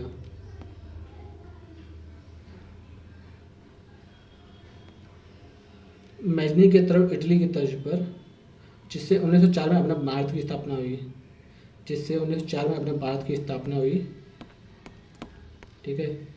मित्र मेला का गठन हुआ और इसी से 1904 में अपना भारत बना।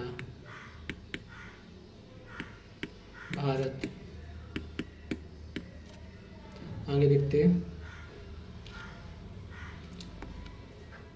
शीघ्र बम्बई, पूना और नासिक नासिक बम बनाने वाले केंद्रों के रूप में हुए। 1909 में नासिक में जिला मजिस्ट्रेट जैक्सन को अपने भारत के एक सदस्य अनंत कहारी ने हत्या कर दी। अनंत कहारी ने जैक्सन की हत्या।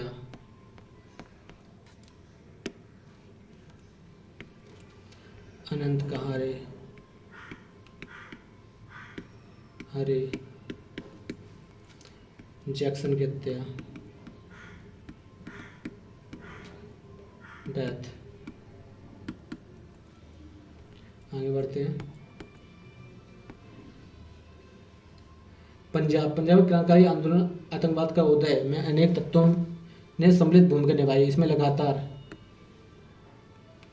इसमें लगातार दो अकालों के बावजूद भूराजस्व एवं सिंचाई करों में अत्यधिक वृद्धि, जमींदारों द्वारा आरोपित बेगार प्रथा और बंगाल की घटनाओं प्रमुख थी। इसके साथ ही लाला लाजपत राय एवं भगत सिंह के चाचा अजीत सिंह ने पंजाब के क्रांतिकारी आतंकवादियों के उदय में महत्वपूर्ण योगदान दिया। लाला लाजपत राय ने अपने समाचार पत्रों में पंजाबी के माध्यम से पंजाब के लोगों को की स्थिति से स्वयं के प्रयासों द्वारा उत्पीड़न के विरोध का प्रोत्साहन किया, जबकि अजीत सिंह ने लाहौर में अंजुमन ए मोहसिन ए वतन नामक कार्यकारी समिति का गठन किया।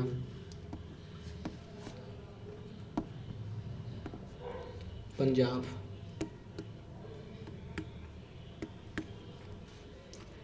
लाला लाजपत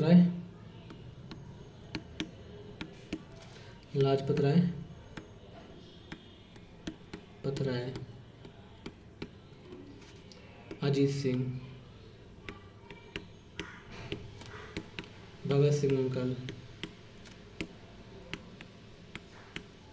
भगत सिंह चाचा, ठीक है। अंजुम में मोहसिन वतन और पंजाबी के माध्यम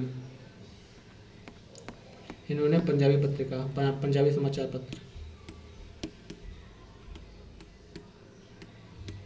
पत्रिका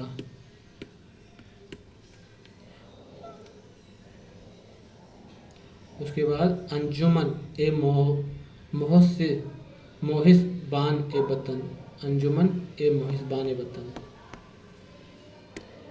अंजुमन मोहसिन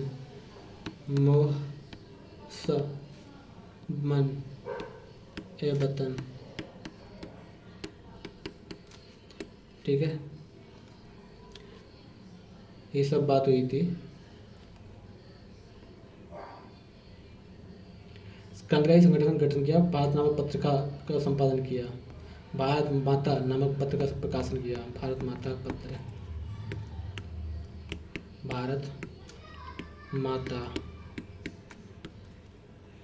पत्रिका। आगे बढ़ते हैं।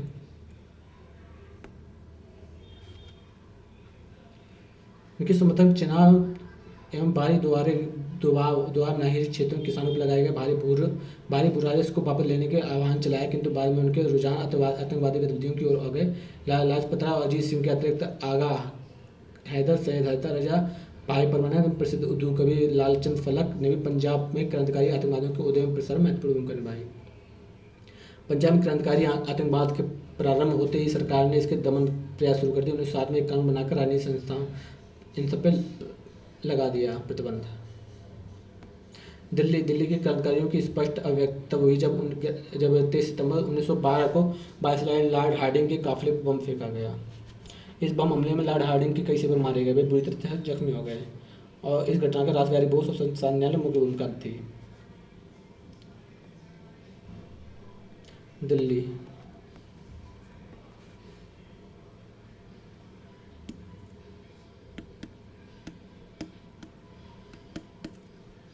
लॉर्ड हार्डिंग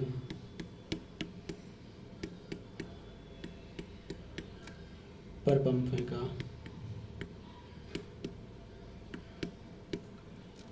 ठीक है। किसने रासबिहारी बोस और सचिन सान्याल, रासबिहारी बोस,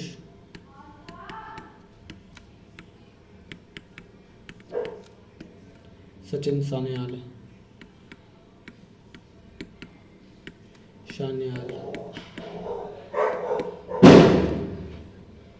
आगे बढ़ते हैं। मुकंद बल्ला इत्यादि शामिल थे। इस प्रकार दिल्ली षड्यंत्र केस के नाम से मुकदमा चलाया गया। इनमें कुछ को फांसी दे दी गई और शेष को देश से निवासित कर दिया। इसी को बोलते हैं दिल्ली षड्यंत्र केस।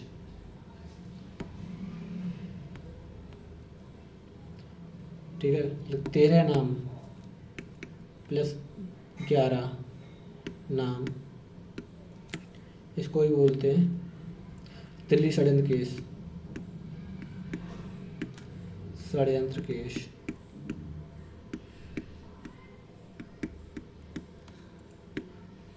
आगे बढ़ते हैं।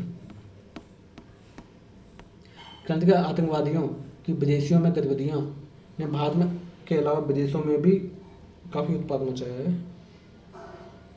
इंग्लैंड लंदन में क्रांतिकारी आतंकवादियों का नेतृत्व मुख्य श्यामजी कृष्ण वर्मा, विनायक दामोदर सावरकर, मदनलाल ढींगरा एवं लाला हृदयलाल ने किया। श्यामजी कृष्ण वर्मा 1905 को यही भारत स्वशासन समिति की स्थापना की, जिसे इंडिया हाउस के नाम से जाना जाता है। इंग्लैंड की बात करते हैं।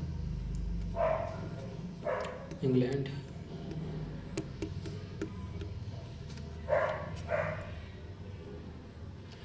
तो श्यामजी कृष्ण वर्मा 1905।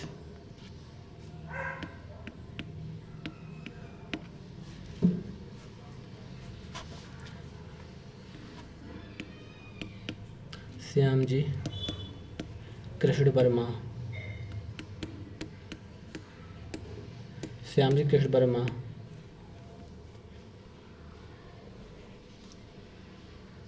भारत स्वशासन समिति की स्थापना की और जिसे इंडिया हाउस के नाम से जाना जाता है। ठीक है, भारतीय स्वशासन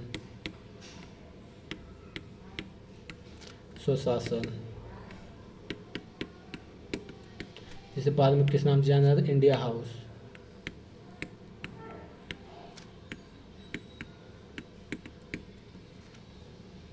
आगे देखते हैं। इसका उद्देश्य अंग्रेजों को सरकार के आतंकित कर स्वराज प्राप्त किया जा सके। यहाँ पर इसे एक सरकार को समाचार पत्र सोशियोलॉजिकल का प्रकाशन प्रारंभ किया।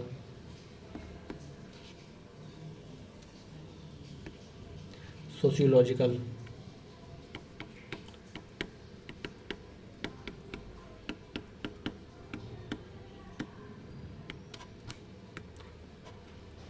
पत्र प्रकाशित किया इन्होंने।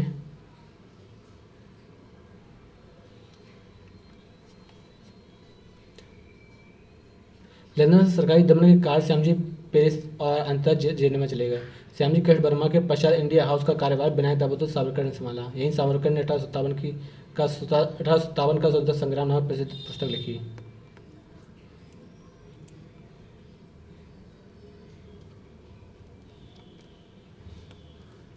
विनायक दामोदर सावरकर, दामोदर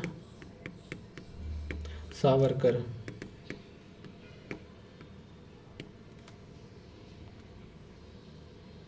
का स्वतंत्र और यहाँ पे मैंने लिखा 1857 का स्वतंत्रता संग्राम।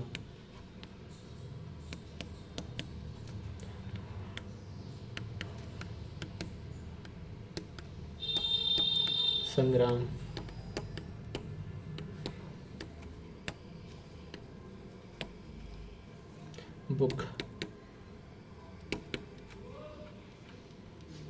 आगे देखते हैं। 1909 में मदनलाल ढींगरा ने कर्नल विलियम कार्जल बाइल की हत्या कर दी और ढींगरा को गिरफ्तार करके फांसी दे दी गई। 13 मार्च 1910 को नासिक षड्यंत्र केस में सावरकर को भी गिरफ्तार कर लिया गया और काली पानी की सजा दे दी। 1909-1910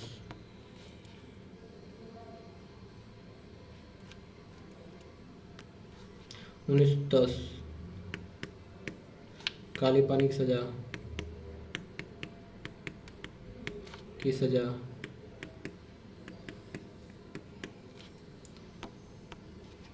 1909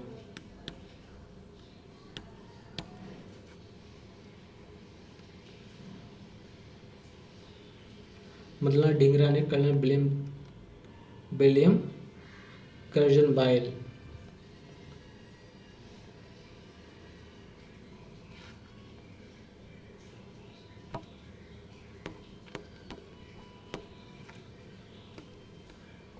ढींगरा ने हत्या की। विलियम कर्जन बाइल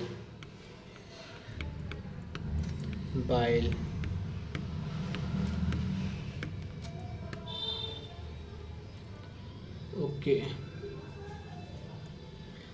और नासिक षड्यंत्र केस में काले पानी की सजा दी। नासिक षड्यंत्र केस में आगे देखते हैं। फ्रांस, यहाँ श्री S.R. राणा एवं श्री भिकाजी रुस्तम कामा ने पेरिस में आतंकवादियों को जारी रखा। 1906 में श्यामजी कृष्ण वर्मा भी लंदन पहुंचे, जिससे इनकी गतिविधियाँ तेज हो गई। इन्होंने यहाँ वंदे मातरम नामक समाचार पत्र निकालने का प्रयास किया। ऐसा राणा ने भारतीय छात्रों हेतु प्रारंभ करने प्रथम विश्व युद्ध के समय फ्रांस एवं इटली में मित्रता हो जाने के कारण क्रांतिकारियों की गतियाँ धीमी पड़ गईं।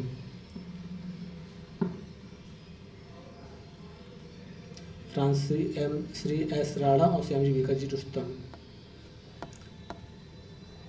फ्रांस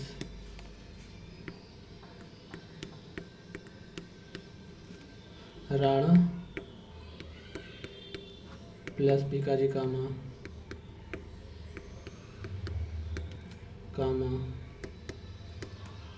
इन दोनों लोगों ने यहाँ से चलाया। अमेरिका और कनाडा, संयुक्त राज्य अमेरिका और कनाडा की क्रांतिकारी आंदोलन को नेतृत्व लाला हरदयाल ने किया। USA एंड कनाडा, USA और कनाडा में लाला हरदयाल ने किया। 1 नवंबर 1913 को लाला हरदयाल ने संघ को गदर पार्टी की स्थापना की और गदर दल ने 1857 के विद्रोह में स्मृति तौर पर गदर नामक साप्ताहिक पत्रिका का प्रकाशन किया। लाला हरदयाल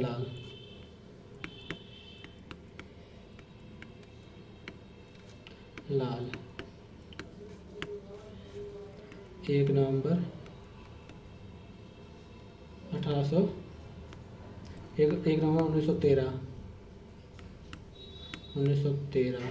1 नवंबर 1913 को लाला हरदयाल ने ये सब काम किए और गदर पार्टी की स्थापना।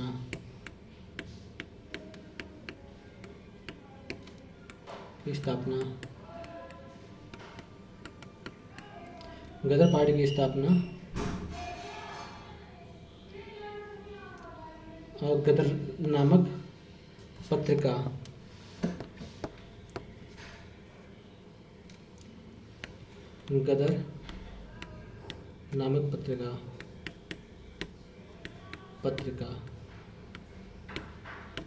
चलाई लाला हरदयाल ने USA और कनाडा में। उसका जर्मनी, प्रथम विश्व युद्ध के दौरान प्रारंभ होने पर इंग्लैंड और जर्मनी के स्वरूप में तनावपूर्ण हो गए थे। फलस्वरूप क्रांतिकारियों ने जर्मनी में अपने गतिविधियों का अड्डा बना लिया। लाला हरदयाल और उनके साथी अमेरिका से जर्मनी आ गए। वीरेंद्र चट्टोपाध्याय ने बर्लिन में अपनी गतिविधियों का केंद्र बना लिया। ठीक है, अब माले मिंटो सुधार में सुन लो।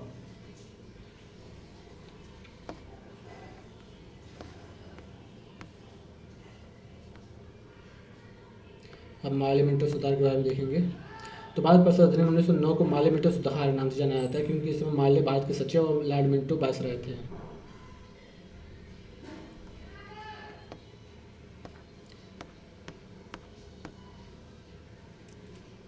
माले मिंटो सुधार 1909। भारत सचिव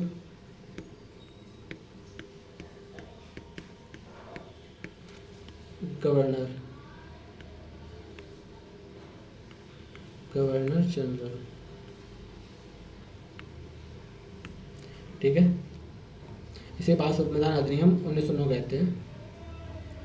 देखो इसमें क्या क्या हुए। इन्हीं दोनों के नाम पर लाल मिंटो सुधार की संख्या दी गई। सरकार इन सुधारों को प्रस्तुत करने के पीछे मुख्य 2 घटनाएं थी। 1 अक्टूबर 1905 को आगा खां के नेतृत्व में एक मुस्लिम प्रतिनिधिमंडल वायसराय लॉर्ड मिंटो से मिला और मुसलमानों के पृथक निर्वाचन प्रणाली की व्यवस्था करने की भी मांग की। मुसलमान, ठीक है, 1 अक्टूबर 1906 आगा खान के नेतृत्व में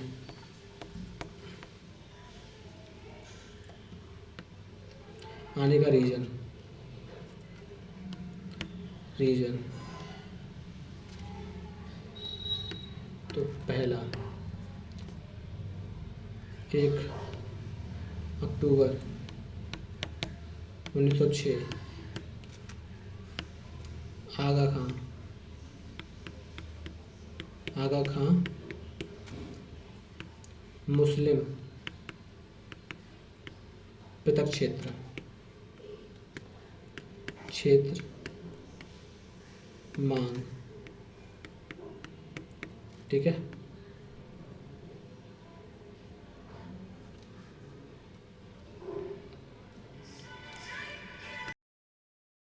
हम माली मीटर सुधार को फिर से देखेंगे। भारत परिषद अधिनियम 1909 में नौ को माली मीटर सुधार के नाम से जाना जाता है, क्योंकि इस समय माली सचिव थे भारत के और लॉर्ड मिंटो वायसराय थे। इन्हीं दोनों के नाम से माली मीटर सुधार की संज्ञा दी गई है। सरकार द्वारा इन सुधारों को प्रस्तुत करने के पीछे मुख्य 2 घटनाएं घटी हैं, ठीक है। मुख्य 2 घटनाएं हैं। अक्टूबर 1906 को आगा खां के नेतृत्व में एक मुस्लिम प्रतिनिधि मंडल वायसराय लॉर्ड मिंटो से मिला और मांग की मुसलमानों के लिए पृथक निर्वाचन प्रणाली की व्यवस्था की जाए। मुसलमानों को उनकी जनसंख्या के अनुपात में प्रतिनिधित्व दिया जाए। प्रतिनिधित्व में ने तर्क दिया कि उनकी साम्राज्य की सेवा के लिए उन्हें पृथक सामुदायिक प्रतिनिधित्व दिया जाए। 1906 में ढाका के नवाब सलीमुल्लाह खां, नवाब मोहसिन उल मुल्क और बकार उल मुल्क द्वारा मुस्लिम लीग की स्थापना की गई थी, ठीक है। 1906 में लॉर्ड मिंटो से मिलने वाला यह प्रतिनिधित्व मंडल शीघ्र मुस्लिम लीग में सम्मिलित हो गया। मुस्लिम लीग ने मुसलमानों के साम्राज्य के प्रति निष्ठा प्रकट करने की शिक्षा दी। मुस्लिम बुद्धिजीवियों को कांग्रेस से पृथक रखने का प्रयास किया। इसके अतिरिक्त कांग्रेस द्वारा प्रतिवर्ष सुधारों की मांग करने, नरम दल को संतुष्ट करने, अतिवादियों के प्रभाव को कम करने तथा क्रांतिकारी राष्ट्रवादियों बात को रोकने के लिए सुधार किया जाना आवश्यक हो गया, ठीक है। तुमने क्या क्या नोट किया? माले मिंटो सुधार 1909 को आया। भारत सचिव माले और मिंटो गवर्नर जनरल वायसराय, ठीक है। 1 अक्टूबर 1906 को आगा खां मुस्लिम पृथक क्षेत्र की मांग की और इन्हीं के द्वारा 1906 में मुस्लिम लीग बना था। आगे बढ़ेंगे हम।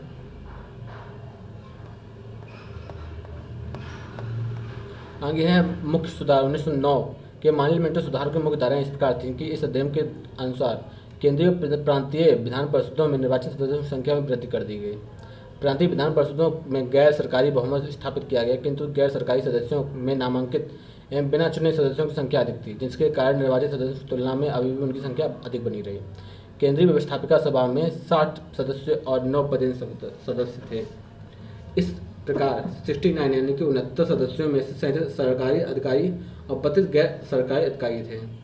32 गैर सरकारी दल 5 नामजद और 27 चुने हुए सदस्य थे। निर्वाचित 27 सदस्यों में से 6 हिंदू जमींदारों द्वारा, 5 मुसलमानों द्वारा, 1 मुस्लिम जमींदारों द्वारा, 1 बम्बई के चैम्बर्स ऑफ कॉमर्स और 1 बंगाल के चैम्बर्स ऑफ कॉमर्स तथा 13 अन्य प्रांतीय विधान परिषदों द्वारा चुने जाते थे। निर्वाचित सदस्य अप्रत्यक्ष रूप से चुने जाते थे। स्थानीय निकायों से निर्वाचन परिषद का गठन होता था। ये प्रांतीय विधान परिषदों के सदस्यों का निर्वाचन करती थी। प्रांतीय विधान परिषदों के सदस्य केंद्रीय व्यवस्थापिका के सदस्य का निर्वाचन करते थे। इस अधिनियम द्वारा मुसलमानों के लिए पृथक सामुदायिक प्रतिनिधित्व प्रणाली लागू कर दी गई। साथ ही मुसलमानों को प्रतिनिधित्व के मामले में विशेष रियायत दे दी गई। उन्हें केंद्रीय और प्रांतीय विधान परिषद में जनसंख्या के अनुपात में अधिक प्रतिनिधित्व भेजने का अधिकार दिया गया। मुस्लिम मतदाताओं के लिए आय की योग्यता को भी हिंदुओं की तुलना में कम रखा गया। व्यवस्थापिका सभाओं के अधिकारों में वृद्धि कर दी गई। सदस्यों की आर्थिक प्रस्तावों पर बहस करने, उनके विषयों में संशोधित प्रस्ताव रखने, उनको कुछ विषय पर मतदान करने, प्रश्न पूछने, साधारण प्रश्नों पर मतदान करने, साधारण प्रश्नों पर बहस करने तथा सार्वजनिक हित के प्रस्तावों को प्रस्तुत करने का अधिकार दे दिया गया। इसको थोड़ा एक बार फिर से देखते हैं। व्यवस्थापिका सभा के अधिकारों में वृद्धि कर दी गई। सदस्यों को आर्थिक प्रस्तावों पर बहस करने, उनके विषयों में संशोधन प्रस्ताव रखने, उनके कुछ विषय पर मतदान करने, प्रश्न पूछने, साधारण प्रश्नों में पर मतदान करने, साधारण प्रश्नों पर बहस करने तथा सार्वजनिक हित के प्रस्तावों को प्रस्तुत करने का अधिकार दे दिया गया। व्यवस्थापिकाओं को इतने अधिकार देने के पश्चात भी गवर्नर जनरल तथा गवर्नरों की व्यवस्थापिकाओं प्रस्तावों को ठुकराने का अधिकार था। गवर्नर जनरल की कार्यकारिणी में एक भारतीय सदस्य को नियुक्त करने की व्यवस्था की गई। पहले सदस्य भारतीय सदस्य थे सत्येंद्र सिन्हा, जिन्हें नियुक्त किया गया था। ठीक है, तो ये चीज नोट कर लेते हैं। गवर्नर जनरल की कार्यकारिणी सदस्य में भारतीय सदस्य,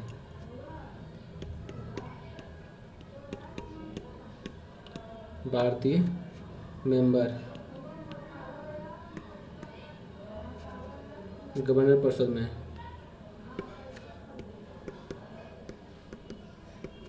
कौन थे? डॉक्टर सत्येंद्र सिन्हा।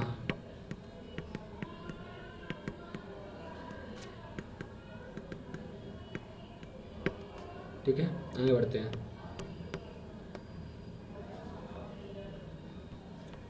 सुधारों की समीक्षा। 1909 के सुधारों में राजनीतिक प्रश्न का न कोई हल हो सकता था, न ही इससे वह निकला। अप्रत्यक्ष चुनाव, सीमित मताधिकार, विधान परिषद की सीमित शक्तियों ने प्रतिनिधित्व नीति सरकार को मिश्रण सा बना दिया। लॉर्ड मार्ले ने स्पष्ट तौर पर कहा कि भारतीय सुशासन के योग्य नहीं है। कांग्रेस द्वारा प्रतिवर्ष सुशासन की मांग करने के पश्चात मार्ले ने स्पष्ट तौर पर उसे ठुकरा दिया। उसने भारत में संसदीय शासन व्यवस्था या उत्तरदायी सरकार की स्थापना का स्पष्ट विरोध किया। उसने कहा, यदि यह कहा जाए कि सुधारों के इस अध्याय से भारत में सीधे अथवा अवश्य भावी संसदीय व्यवस्था स्थापित करने अथवा होने में सहायता मिलेगी, तो मेरा इससे कोई संबंध नहीं होगा। वास्तव में 1909 के सुधारों का मुख्य उद्देश्य सुधारवादियों को दिग्भ्रमित कर राष्ट्रवादी दल में फूट डालना तथा सांप्रदायिक निर्वाचन प्रणाली को अपनाकर राष्ट्रीय एकता को विनष्ट करना था। सरकार इन सुधारों द्वारा नरमपंथियों एवं मुसलमानों को लालच देकर राष्ट्रवाद के उफान को रोकना चाहती थी। सरकार एवं मुस्लिम नेताओं ने जब भी द्विपक्षीय वार्ता की, उसकी मुख्य विषय पृथक निर्वाचन प्रणाली ही रहा, किंतु वास्तव में इस व्यवस्था में से मुसलमानों का छोटा वर्ग ही लाभान्वित हो सका। इस अधिनियम के अंतर्गत जो चुनाव पद्धति अपनाई गई वह इतनी अस्पष्ट थी कि जनप्रतिनिधित्व प्रणाली एक प्रकार की बहुत ही छन्नियों में से छानने की क्रिया बन गई। कुछ लोग स्थानीय निकायों का चुनाव करते थे, ये सदस्य चुनाव मंडलों का चुनाव करते थे, और ये चुनाव मंडल प्रांतीय परिषदों के सदस्यों का चुनाव करते थे, और यह प्रांतीय परिषदों के सदस्य केंद्रीय परिषद के सदस्यों का चुनाव करते थे। सुधारों को क्रियान्वित करते हुए बहुत सी गड़बड़ियां उत्पन्न हो गई। संसदीय प्रणाली तो दे दी गई, परंतु उत्तरदायित्व तो नहीं दिया गया। जिस सरकार की विवेकहीन तथा उत्तरदायी प्रक्रिया की आलोचना की जाने लगी। भारतीय नेताओं ने विधानमंडलों को सरकार की कटु आलोचना करने का मंच दे दिया।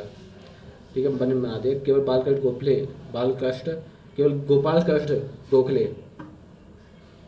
गोपाल कृष्ण गोखले जैसे कुछ भारतीय नेता ही इस अवसर का वास्तविक उपयोग कर सके। उन्होंने सभी के लिए प्राथमिक शिक्षा, सरकार के दमनकारी नीतियों की आलोचना तथा दक्षिण भारत में भारतीय मजदूरों पर हो रहे अत्याचार जैसे मुद्दों को उठाकर इस मंच का सही अर्थों का उपयोग किया। यद्यपि इस अधिनियम द्वारा चुनाव प्रणाली का भारत में पहली बार मान्यता मिली, गवर्नर जनरल की कार्यकारी परिषद में पहली बार भारतीयों को प्रतिनिधित्व मिला तथा केंद्रीय एवं प्रांतीय विधान परिषदों के सदस्यों को कुछ सीमित अधिकार दे दिए गए, किंतु अधिनियम के औसत उपलब्धियां नगण्य हैं।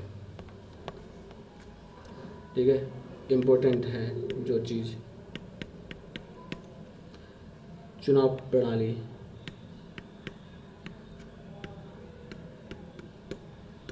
की व्यवस्था की गई।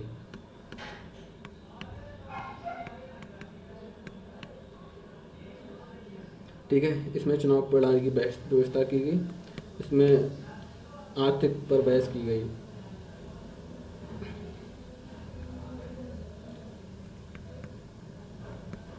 आर्थिक बजट पर बहस का अधिकार मिल गया।